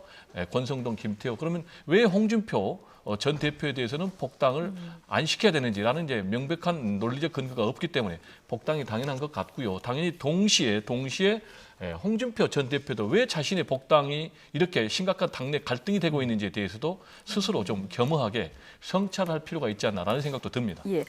반면에 이제 복당시켜야 된다는 의견도 좀 만만치 않은데 당권 주자들은 대체적으로 김웅 의원 말고는 좀 찬성 쪽의 의견이 좀 모아지는 것 같고 홍준표 의원이 오늘 SNS에서도 거론을 했습니다마는 최근 국민의힘 지지자들 대상으로 이제 여론조사를 해봤더니 복당에 찬성하는 의견이 반대하는 의견보다 많더라고요. 국민의힘 지지층으로 가면 더 이 격차가 벌어지고요. 국민의힘 전신인 자유한국당을 포함해서 당대표를 2번을 했고 지난 대선에서 24.0%를 득표를 한 사람이지 않습니까? 그래서 실은 복당을 하고 안 하고는 부분을 정치적인 판단에 의한 것이 아니라 당원으로서 예를 들어서 어떤 면에서 봤을 때는 찬성을 하는 부분이 많다고 하면은 복당을 시키는 것이 맞는 거죠. 그리고 뭐 윤상현 의원 같은 경우는 지금 법적인 문제가 있기 때문에 어렵다 하더라도 권성동, 김태호 의원은 지금 복당이 됐지 않습니까? 네. 그렇다고 한다면 당연히 홍준표 전 대표 같은 경우는 복당 신청을 그동안에는 안 했었어요. 그런데 안 한 사람을 복당시킬 수는 없습니다. 그런데 어제 기자회견의 핵심은 뭐냐면 복당 신청을 하겠다는 게 핵심인 거죠. 그러면 당연히 신청을 하면 절차를 보고 하자가 없으면 복당시키는 것이 맞는 거죠. 그런 의미에서 봤을 때 아마 새로운 당대표가 선출이 되면 새 당대표에 의해서 복당 절차가 저는 마무리되지 않을까 생각이 좀 들고요. 그전에는 제가 볼 때는 서로 크게 논쟁이 인수가 있다고 하지만 당연히 뭐 복당을 해서 풀이 많아지는 거는 그만큼 국민의힘 입장에서 볼 때는 전혀 나쁜 건 아니기 때문에 자연스럽게 저는 복당이 되지 않을까 생각을 좀 합니다. 홍준표 의원이 그러니까 김기현 직무대행이 의원총회를 열어서 매듭을 풀어달라 얘기를 했지만 이제 곧 전당대회가 있기 그렇습니다. 때문에 새 당대표가 결정을 하는 가능성이 커질 것이다. 저는 오히려 그렇게 수순을 밟지 않을까 생각을 합니다. 그리고 거기서는 아마 복당 쪽으로 결론이 나지 않을까 이렇게 예상을 하셨는데요. 마지막으로 지금 이제 상당히 뜨거운 문제이기 때문에 두고 봐야 되겠고요. 일단 김기현 신임 원내대표도 이 문제를 나중에 정리하자라고 미뤘어요. 즉 본인도 결정하기 어렵다는 이제 그런 본인의 얘기를 했고요. 그러면 앞으로 전당대회 이후에는 복당에 받아들이지느냐 라는 얘기를 하니까 그 부분과 관련해서 두고 보자라고 얘기를 했거든요. 그래서 원칙론으로 보면 복당시키는 게 당연히 맞지만 당내 쇄신파들을 중심으로 하는 이게 이제 초선들만 있는 게 아니고 김종인 전 비대위원장을 지지하는 세력 그리고 윤석열 전 총장을 지지하는 세력, 그리고 이 문제가 단순히 홍준표 전 대표 개인의 복당의 문제로 끝난 것이 아니고 앞으로 야권 후보 단일화의 문제까지 직결돼 있기 때문에 제가 볼 때는 뭐 형평성의 원리는 맞지만은 현실적으로 복당하는 것은 그렇게 만만치는 않아 보입니다. 예, 쇄신과 주도권 문제하고도 연관이 돼 있기 때문에 좀 복잡한 문제다. 네. 이렇게 보시는군요. 자, 오늘 정치권 이야기는 여기까지 듣겠습니다. 김영주 명지대 교수, 배종호 세한대 교수 두 분과 함께했습니다. 고맙습니다. 네, 감사합니다.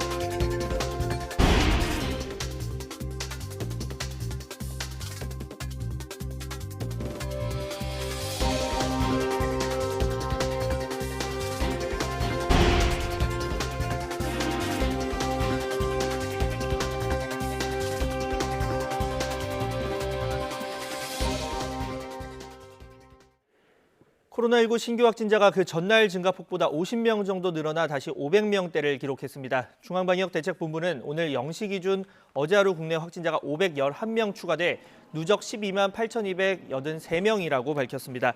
해외 유입을 뺀 지역 발생은 483명으로 수도권에서만 310명이 확진 판정을 받았습니다. 산발적인 감염이 이어지면서 세종을 뺀 전국 16개 시도에서 확진자가 나왔습니다. 사망자는 4명 더 늘어서 국내 누적 사망자는 1,879명에 달합니다. 서울학교에서 시범 운영 중인 코로나19 순회 PCR 검사에서 초등학생 1명이 확진 판정을 받았습니다. 서울시 교육청은 어제 노원구 A초등학교에서 학생 173명과 교직원 46명 등 모두 219명이 검사를 받았는데 학생 1명이 양성 판정을 받았다고 밝혔습니다. 이에 따라 A초등학교는 오늘부터 원격 수업으로 전환했고 보건당국이 역학조사를 벌이고 있습니다. 지난 3일부터 시작한 서울 지역 학교 순회 PCR 검사에서 확진자가 나온 건 이번이 처음입니다. 화이자와 직계약한 코로나19 백신 물량이 추가로 들어옵니다. 코로나19 예방접종 대응 추진단은 내일 화이자 백신 43만 8천 회분이 도입될 예정이라고 밝혔습니다. 화이자 백신은 지역사회에 거주하는 75세 이상 고령층과 노인시설 입소 종사자 등에 접종되고 있습니다. 정부가 화이자와 직계약을 통해서 확보한 물량 6,600만 회분 가운데 올해 상반기까지 700만 회분이 들어오게 돼 있는데 현재까지는 243만 6천 회분이 공급된 상태입니다. 더불어민주당 윤호중 원내대표가 코로나19 손실보상법을 신속히 처리하겠다며 야당의 책임 있는 역할을 요구했습니다. 윤 원내대표는 오늘 오전 열린 원내대책회의에서 지금은 민생경제 회복에 매진해야 할 때라며 어제 손실보상법에 대한 입법청문회 요구서를 국회에 제출했다고 밝혔습니다. 특히 코로나 장기화로 힘겨운 자영업자의 삶을 지키는 건 국회 전체의 책무라며 국민의힘은 책임감을 갖고 논의 테이블로 나와야 한다고 말했습니다. 국민의힘은 흠결이 있어도 능력을 보고 장관 인선을 했다는 대통령을 향해 오만이 나라를 파탄지경으로 내몰고 있다고 거세게 비판했습니다. 국민의힘 김기현 당대표 권한대행은 국민의 눈높이에 맞지 않는 장관들을 인선했다는 야당과 국민의 목소리를 외면하고 있다면서 정부가 독선과 오만의 수렁에서 헤어나기는커녕 빠져나오겠다는 생각조차 없어 보인다고 지적했습니다. 또 여당을 향해서도 청와대 여의도 출장소로 전락해 합리적 견제와 균형 역할을 하기는커녕 청와대 눈치나 보며 국회의원으로서 기본 책임조차 내팽개칠 태세라고 몰아붙였습니다. 정세균 전 국무총리가 지지의원 모임에 참석하면서 대권 행보에 본격적으로 시동을 걸었습니다. 행사 뒤 기자들과 만나 경선 연기론부터 이재명 경기지사 측이 이 부동산 책임론을 제기했다는 보도까지 생각을 솔직하게 털어놨는데요. 직접 들어보시죠. 그걸 연기를 하든 구워 먹든 삶아 먹든 그건 지도부가 알아서 정말 이 최선의 숙고와 또 검증과 논의를 통해서 안을 만드는 게 좋겠다. 당연히 책임이 있죠. 그리고 아마 지자체에서도 할 수 있는 일이 많이 있었을 거예요. 야당이 할 말 하는 거에 대해서 어떻게 하겠어요. 국정을 잘 감당하실 수 있도록 국회가 좀 도와주는 게 좋지 않을까 하는 생각입니다. 그거 뭐 알면은 벌써 했게요? 누가 먼저 출발했느냐가 중요한 게 아니고 꼬리를 누가 먼저 하느냐가 중요한 거 아닙니까?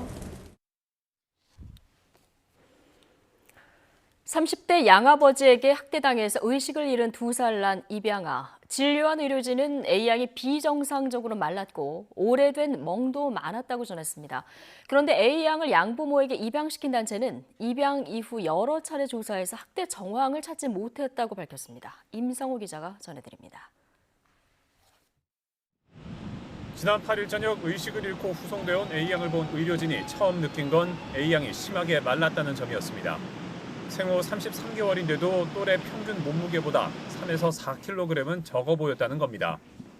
온몸에 살이 없고 이제 손가락도 너무 가늘고 완전 마른 아이 있잖아요. 몸 곳곳은 멍투성이었습니다. 비교적 최근 생겨 붉은색을 띤 멍과 시간이 지나 푸르스름하고 갈변하는 멍으로 뒤덮여 있었습니다. 엉덩이하고 허벅지 쪽. 푸른 부위도 좀 있고 갈색으로 많이 변한 부위도 많고. 근데 이제 심하게 멍든 부위는 좀 더 사라지는 데까지 시간이 좀 더 오래 걸리니까 보통 길게 잡으면은 3주, 한 4주 정도까지 보고. 지속해서 학대를 받은 것으로 추정됩니다. 하지만 입양 이후 A양 가정을 살폈던 입양기관 측은 학대 정황이 없었다고 선을 그었습니다. B씨 부부가 A양을 입양한 시점은 지난해 8월. 입양 후 첫 1년은 입양기관이 입양아를 사후 관리해야 한다는 입양특례법에 따라 해당 기관은 지금까지 3차례에 걸쳐 B씨 부부와 아이를 조사해왔습니다.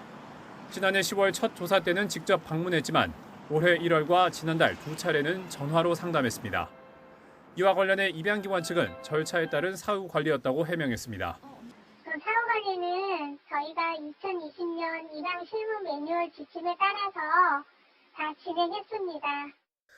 전문가들은 입양기관 조사가 부실했을 가능성이 있다고 추정했습니다. 그 아이와 조금 더 적극적인 어떤 그 라포를 형성하고 아이의 어떤 그 외관상의 그 문제를 조금 살폈다면 아동 폭행과 학대는 한 번이 아니라는 것은 명확하거든요. 실제로 전화 상담 같은 비대면 조사는 학대 정황을 실제로 파악하는 데 한계가 있는 만큼 해당 단체도 A양 학대를 예방 못했다는 책임에서 자유로울 수 없을 것으로 보입니다. YTN 임성호입니다. 10개 국립대 교직원들이 학생 상담과 안전 지도를 허위로 운영하고 학생 지도 활동비 명목으로 94억 원을 부당 지급받은 사실이 국민권익위의 표본 실태에서 드러났습니다. 권익위는 비위가 드러난 대학을 경찰에 수사 의뢰하고 다른 국공립대학들도 이 같은 부실 관리가 있을 것으로 판단된다면서 교육부에 전면 감사를 요구했습니다. 학생 지도 활동비는 과거 국공립대 수업료의 기성회비를 폐지하는 대신 학생 상담과 교내 안전 지도를 목적으로 활동 실적에 근거해 교직원에게 지급하는 수당으로 전국 47개 국공립대가 연간 1,100억여 원을 수업료에 포함시켜서 받고 있습니다. 관련해서 교육부는 전체 38개 국립대의 학생 지도비 운영 실태에 대한 특별감사에 착수하겠다고 밝혔습니다. 교육부는 권익위 조사에서 부당 집행 사실이 적발된 대학을 대상으로 후속 조처에 나서고 특별감사 결과와 확인한 부당 집행 사례에 대해서도 엄정하게 조처할 방침입니다. 또 권익위 실태 조사 결과와 특별감사 결과 등을 종합해 학생 지도비 지급 제도를 개선하겠다고 밝혔습니다.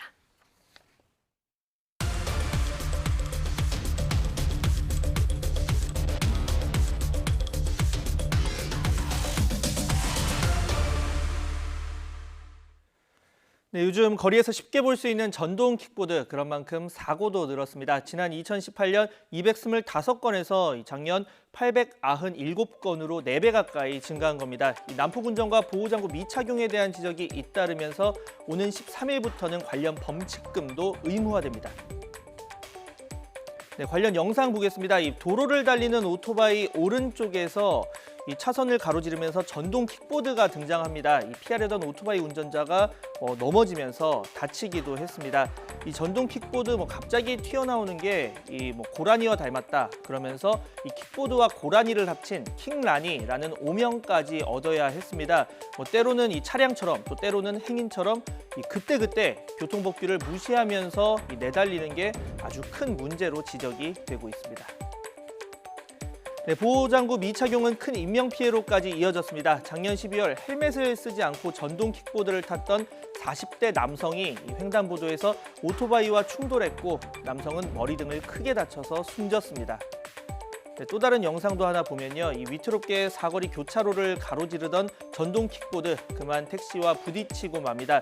이 전동 킥보드에는 고등학생 2명이 타고 있었는데 면허도 없었고 별다른 안전장비도 착용하지 않았습니다. 이 탑승자 가운데 한 명은 사고 사흘 뒤 숨졌습니다. 네, 강화되는 도로교통법 적용 대상은 전동 킥보드와 전동 이륜평행차 그리고 이 스로틀 방식의 전기 자전거입니다. 이 스로틀 방식이란 페달 보조 수준이 아니라 아예 발을 구르지 않아도 손잡이 부분에 레버만 돌려서 이동할 수 있는지가 기준이 됩니다. 네, 헬멧 미착용은 2만 원, 무면허 운전과 음주운전은 각각 10만 원의 범칙금을 내야 합니다. 또 전동 킥보드 1인 그리고 전기자전거 2인이라는 이 탑승 인원 제한을 어기면 4만 원, 야간에 전조등이나 미등을 켜지 않고 달리면 범칙금 10,000원이 부과됩니다. 네, 인도주행 역시 범칙금 3만 원 단속 대상입니다. 이 자전거 도로 이용이 원칙이고 만약에 불가피한 경우에는 도로 가장자리 차선의 끝에서 달려야 한다는 규정에 따른 건데요. 이 행인 보호 측면에서 환영의 목소리도 있고 또 반면에 최대 속도 25km인 전동 킥보드의 도로 주행을 의무화하면 추월하려는 차량과 엉켜서 더 큰 사고로 이어질 수 있다는 우려도 나오고 있습니다. 전동 킥보드의 특성을 보면 20km면 충분하고요. 엄격하게 속도 제한을 걸어주고 또 보드 위에 올라왔을 때 적극적인 전향적인 방법에 대한 것들, 또 여기와 관련된 통과 관리법, 이런 전체적인 총체적인 부분들이 나와야 된다고 보고 있습니다. 네, 법 시행은 모레부터지만 경찰은 이달 말까지는 달라진 내용을 알리는 데 집중하고 실제 단속과 범칙금 부과는 6월 1일부터 시행한다는 계획입니다.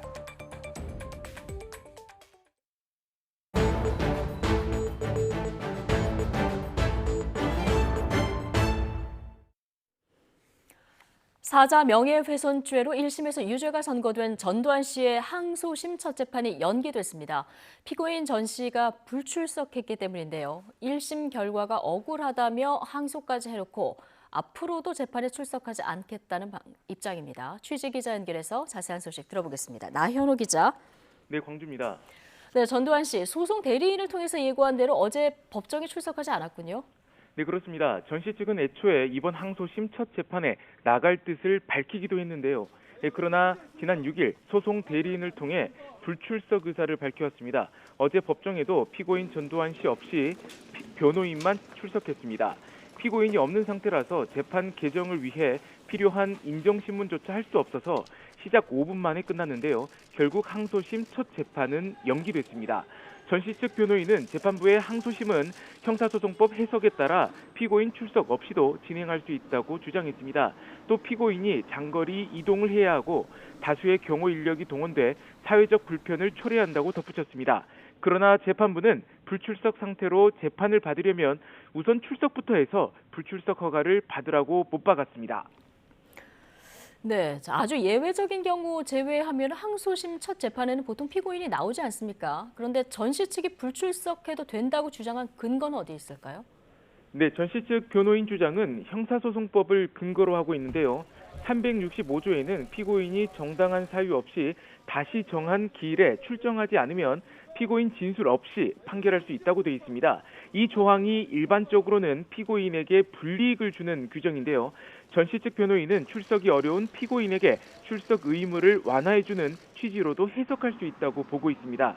재판부는 어제 항소심 첫 재판을 연기하면서 이 다음 재판에도 나오지 않으면 피고인 전 씨 없이 재판을 진행하겠다고 밝혔습니다. 그런데 전 씨 측은 앞으로도 재판에 출석하지 않겠다 이렇게 얘기했다면서요.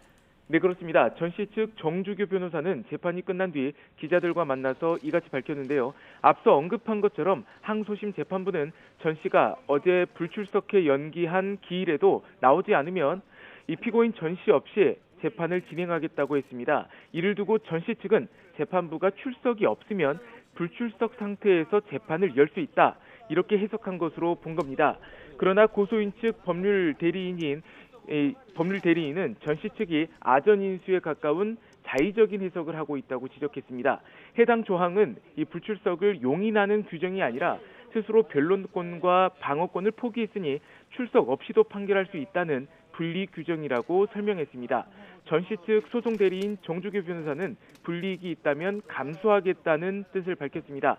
그러면서 실질적으로 전씨가 출석하지 않는다고 해서 재판 내용이 달라지는 건 없다고 본다고 말했습니다. 네, 본인이 항소하고 재판에 안 나온다. 5.18 단체 회원들 어떤 반응 보이고 있습니까? 네, 5.18 단체 회원과 고소인 측은 이 전 씨의 불출석에 대해 다소 격양된 모습이었습니다. 고 조비오 신부 조카 조영대 신부는 죄를 뉘우칠 줄 모르고 항소해놓고도 재판석에 서지 않으려는 모습은 이 재판과 광주를 우롱하는 자세라고 비판했습니다. 정동련 5.18 기념재단 이사장은 전 씨를 즉각 구속해서 재판하는 게 나라의 정의를 바로 세우는 것이라고 목소리를 높였습니다. 특히 법을 무시하고 마음대로 행동하는 자에게 법이 준엄하다는 것을 보여줘야 한다고 덧붙였습니다. 일부 단체 회원들은 법원 옆 길목에서 전 씨를 징역형으로 처벌하라며 구호를 외치기도 했습니다. 억울하다며 항소해놓고도 정작 재판은 나오지 않겠다는 전 씨 태도에 피해자 유족과 5.18 회원들은 분노를 넘어 허탈함까지 느끼고 있습니다. 전 씨는 지난 2017년에 낸 자신의 회고록에서 고 조비오 신부를 파렴치한 거짓말쟁이라고 하는 등 명예를 훼손한 혐의로 재판에 넘겨졌습니다. 지난해 11월 1심 법원은 전 씨에게 징역 8개월에 집행유예 2년을 선고했지만 검찰과 전 씨 모두 항소했습니다. 전 씨가 불출석하면서 연기된 항소심 첫 재판은 오는 24일에 열릴 예정입니다. 지금까지 광주에서 YTN 나연호입니다. 네, 어제 곳곳에서 화재 피해가 잇따랐습니다. 전북 정읍에선 70대 누나와 심한 말다툼을 한 뒤 집안에 불을 지른 60대 남성이 숨졌습니다. 엄윤주 기자입니다. 희뿌연 연기가 쉴 새 없이 피어오릅니다. 소방대원들은 집 안에서 발생한 불을 끄기 위해 분주하게 움직입니다. 어젯밤 10시 10분쯤 전북 정읍시 부전동에 있는 2층짜리 단독주택에서 불이 났습니다. 불은 40여 분 만에 꺼졌지만 집 안에선 62살 남성 이모 씨가 숨진 채 발견됐고 77살 여성 이모 씨는 전신 2도 화상을 입어 병원으로 옮겨졌습니다. 이들은 남매 사이인 것으로 경찰 조사 결과 확인됐습니다. 1층에는 남동생 부부가, 2층에는 누나가 홀로 살았는데 경찰은 남동생이 누나와 말다툼한 뒤 불을 지른 것으로 보고 있습니다.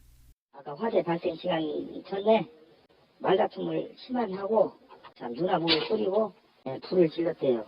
너무 타가지고 신원 확인이 안 됩니다. 밤이라서.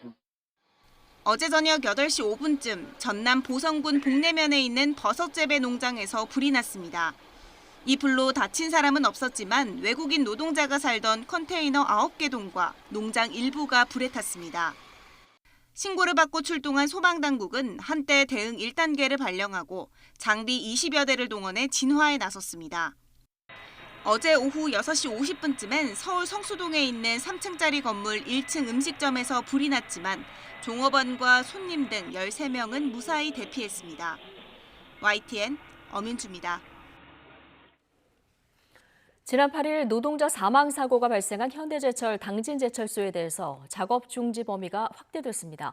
고용노동부는 어젯밤 사고 설비인 1열연 공장 3호기 가열로에 더해서 같은 공장 내 0호기 그리고 철근 공장 가열로에 대해서 작업 중지를 명령했다고 밝혔습니다. 앞서 노동부는 지난 9일 새벽에 사고 조사를 벌인 직후 사고 설비인 3호기 가열로에 대해서만 구두로 작업 중지 명령을 내렸습니다.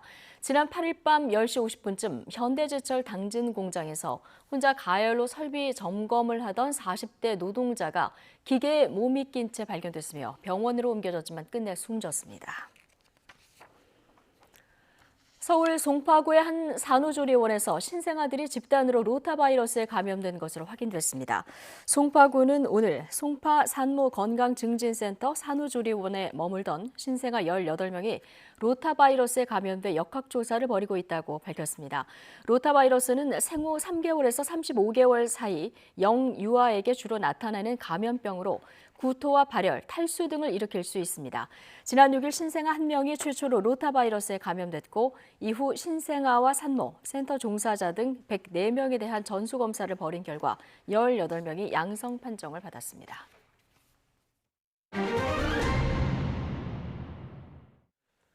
미얀마 군부가 쿠데타를 일으킨 지 오늘로 꼭 100일째가 됐습니다. 여전히 시위대는 빼앗긴 미얀마의 봄을 되찾기 위해서 목숨을 건 투쟁을 이어가고 있는데요. 취재기자 연결해 보겠습니다. 이여진 기자. 네, 이여진입니다. 네, 여전히 시민을 향해서 실탄을 쏜다는 보도가 이어지고 있습니다. 이 유혈 진압이 현재 진행형인 상황이죠? 네, 그렇습니다. 어제도 사망자와 부상자가 발생했고 줄줄이 연행됐습니다. 현재까지 미얀마에서 군경의 유혈 진압에 숨진 사람은 781명이고 체포된 사람은 4,916명입니다. 지난달 24일 열린 아세안 특별 정상회의에서 나온 즉각 폭력 중단 등 5개 항의 합의안이 무색할 정도입니다. 합의 직후에는 실탄 대신에 새총을 민간 주택을 향해 쏘아대는 영상이 SNS에 올라와서 그래도 조금은 신경을 쓰는구나 싶었는데요. 사흘 만에 군부는 미얀마 상황이 안정되면 아세안 정상들의 권고를 고려해보겠다면서 합의를 부정하는 발언을 발표했습니다. 합의 이후에 최소 22명이 더 숨진 것으로 미얀마 인권단체가 집계했습니다. 어제 SNS에서 발견한 그림 함께 보실까요? 8살 아이의 눈으로 바라본 미얀마 상황은 이렇습니다.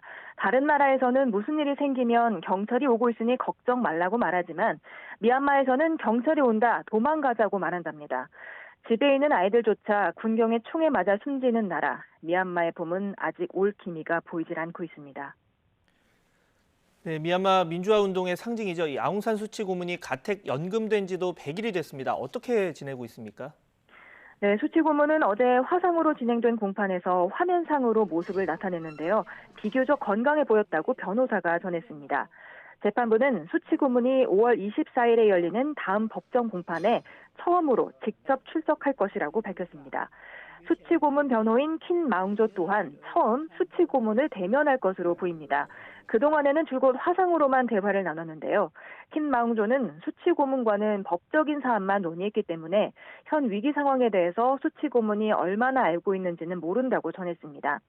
변호사는 수치 고문뿐 아니라 함께 구금된 윈민 대통령과 수도 네피도의 시장도 건강해 보였다고 전했습니다. 들어보시죠. All three persons seem to be in good health. We are to meet in person. That is the possible to get instruction from her. 수치 고문은 가택 연금된 이후 여러 건의 범죄 혐의로 기소됐는데요. 불법 수입한 워키토키를 소지하고 사용한 혐의를 비롯해서 지난해 11월 총선 과정에서 코로나19 예방 수칙을 어긴 혐의를 적용했습니다. 이후 선동 그리고 전기통신법 위반, 뇌물수수와 공무상 비밀엄수법 위반 혐의가 추가돼 혐의가 모두 인정되면 수치 고문은 40년 안팎의 징역형이 선고될 것으로 알려졌습니다. 수치 고문의 나이가 75세이니까요. 40년의 징역형이 선고된다면 무기징역이나 마찬가지입니다. 네, 먹고 사는 문제 역시 들여다보지 않을 수가 없겠죠. 그렇지 않아도 넉넉지 않았던 이 미얀마 살림, 지난 100일 동안 더 어려워졌다는 분석이죠.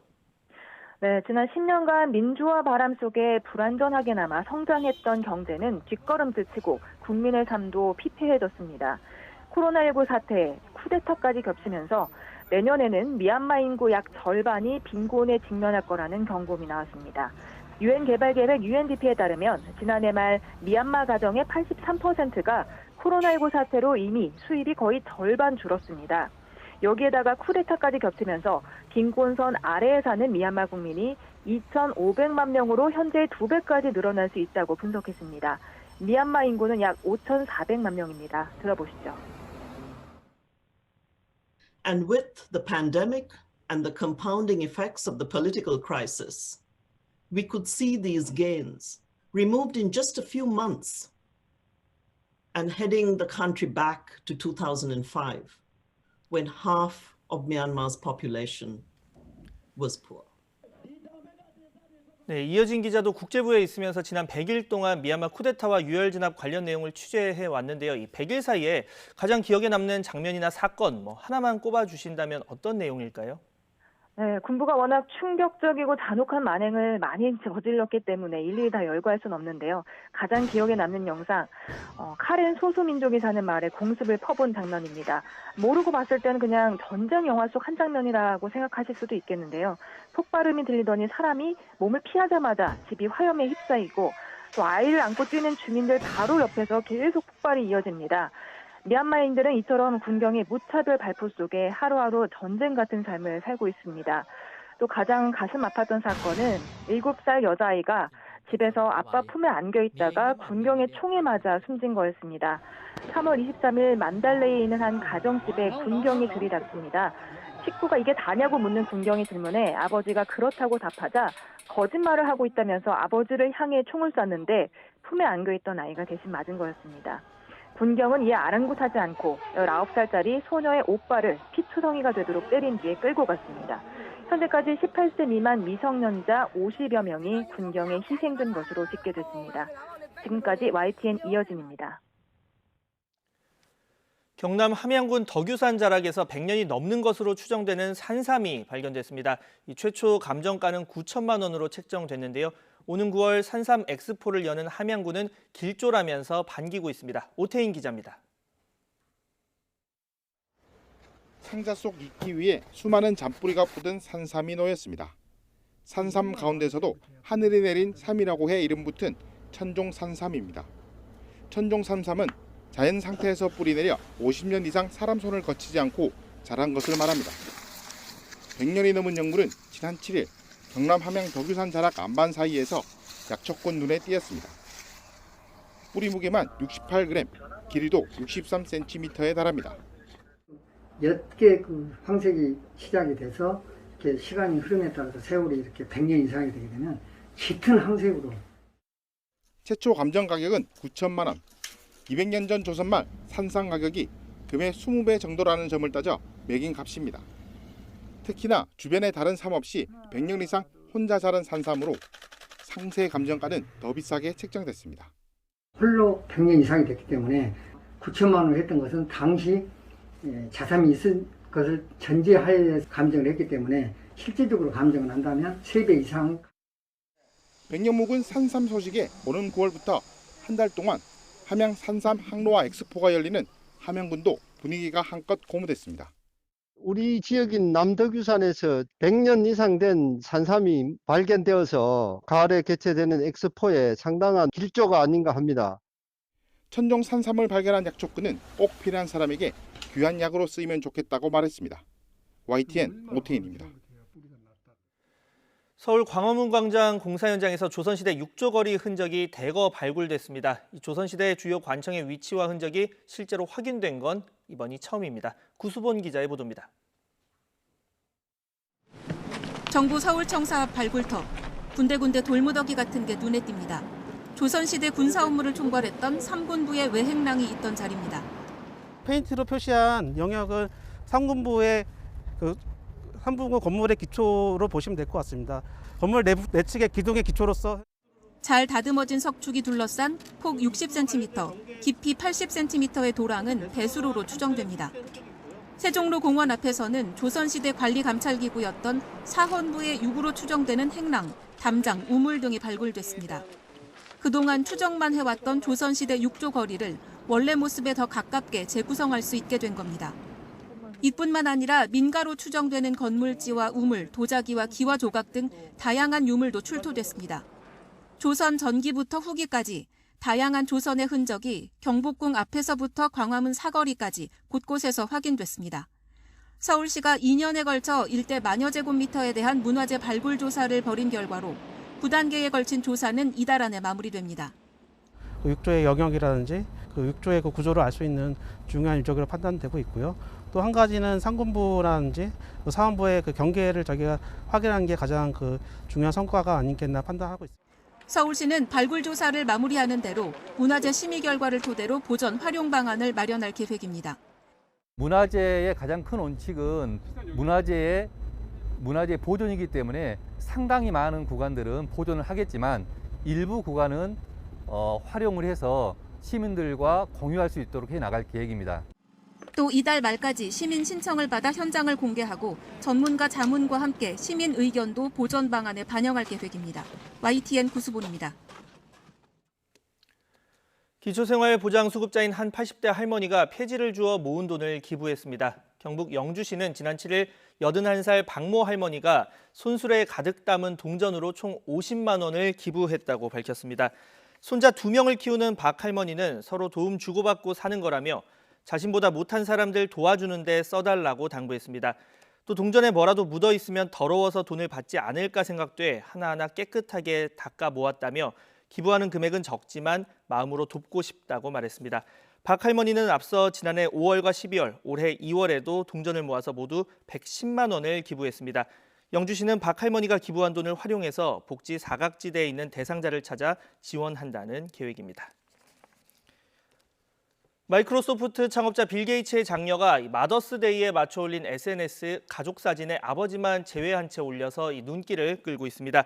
장녀 제니퍼는 자신의 인스타그램에 어머니 멀린다와 남동생 로리, 막내 여동생 피비와 나란히 서 있는 사진과 함께 언제나 우리의 여왕, 영웅, 엄마라는 글을 게시했습니다.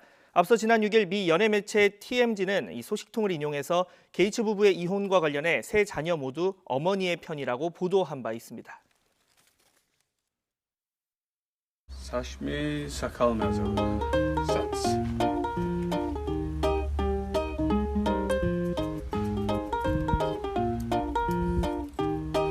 Roz Bey, üstlerden ne kadar kısaltalım?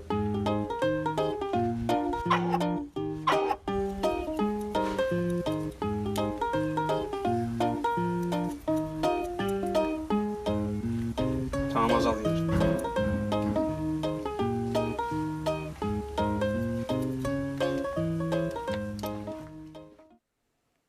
뉴스앤이슈 60초 뒤 이어집니다.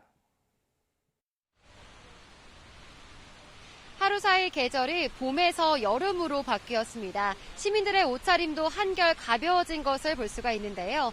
현재 서울 기온 24.2도로 따뜻함이 감돌고 있고 한낮에는 27도까지 올라서 어제보다는 무려 12도나 높아지겠습니다. 강한 볕에 자외선 지수도 높게 나타나고 있습니다. 외출하실 때에는 모자나 선글라스 등으로 자외선 차단에 신경 써주시기 바랍니다. 오늘 대체로 맑은 하늘이 펼쳐진 중북부 지역을 중심으로 기온이 크게 올랐습니다. 현재 비공식 기록으로 강원도 원주시 신림면의 기온이 27.5도까지 올라 가장 높고요. 경기도 포천시 관인면은 26.6도, 서울 마포구도 25.1도 등 수도권과 강원도는 25도를 웃도는 곳이 많습니다. 앞으로 기온은 더 오르겠습니다. 서울과 춘천의 낮 기온 27도, 청주 24도로 어제보다 7에서 10도가량 높겠고요. 반면 강릉 22도, 포항 18도 등 동해안 지방은 비교적 서늘하겠습니다. 내일부터는 동풍이 더 강해지면서 서쪽 지방의 고온 현상이 더욱 심해지겠습니다. 내일 서울 낮 기온 28도, 모레는 29도까지 치솟는 등 때이른 더위가 절정에 달하겠고요. 이번 더위는 휴일 전국에 비가 내리면서 차차 누그러질 전망입니다.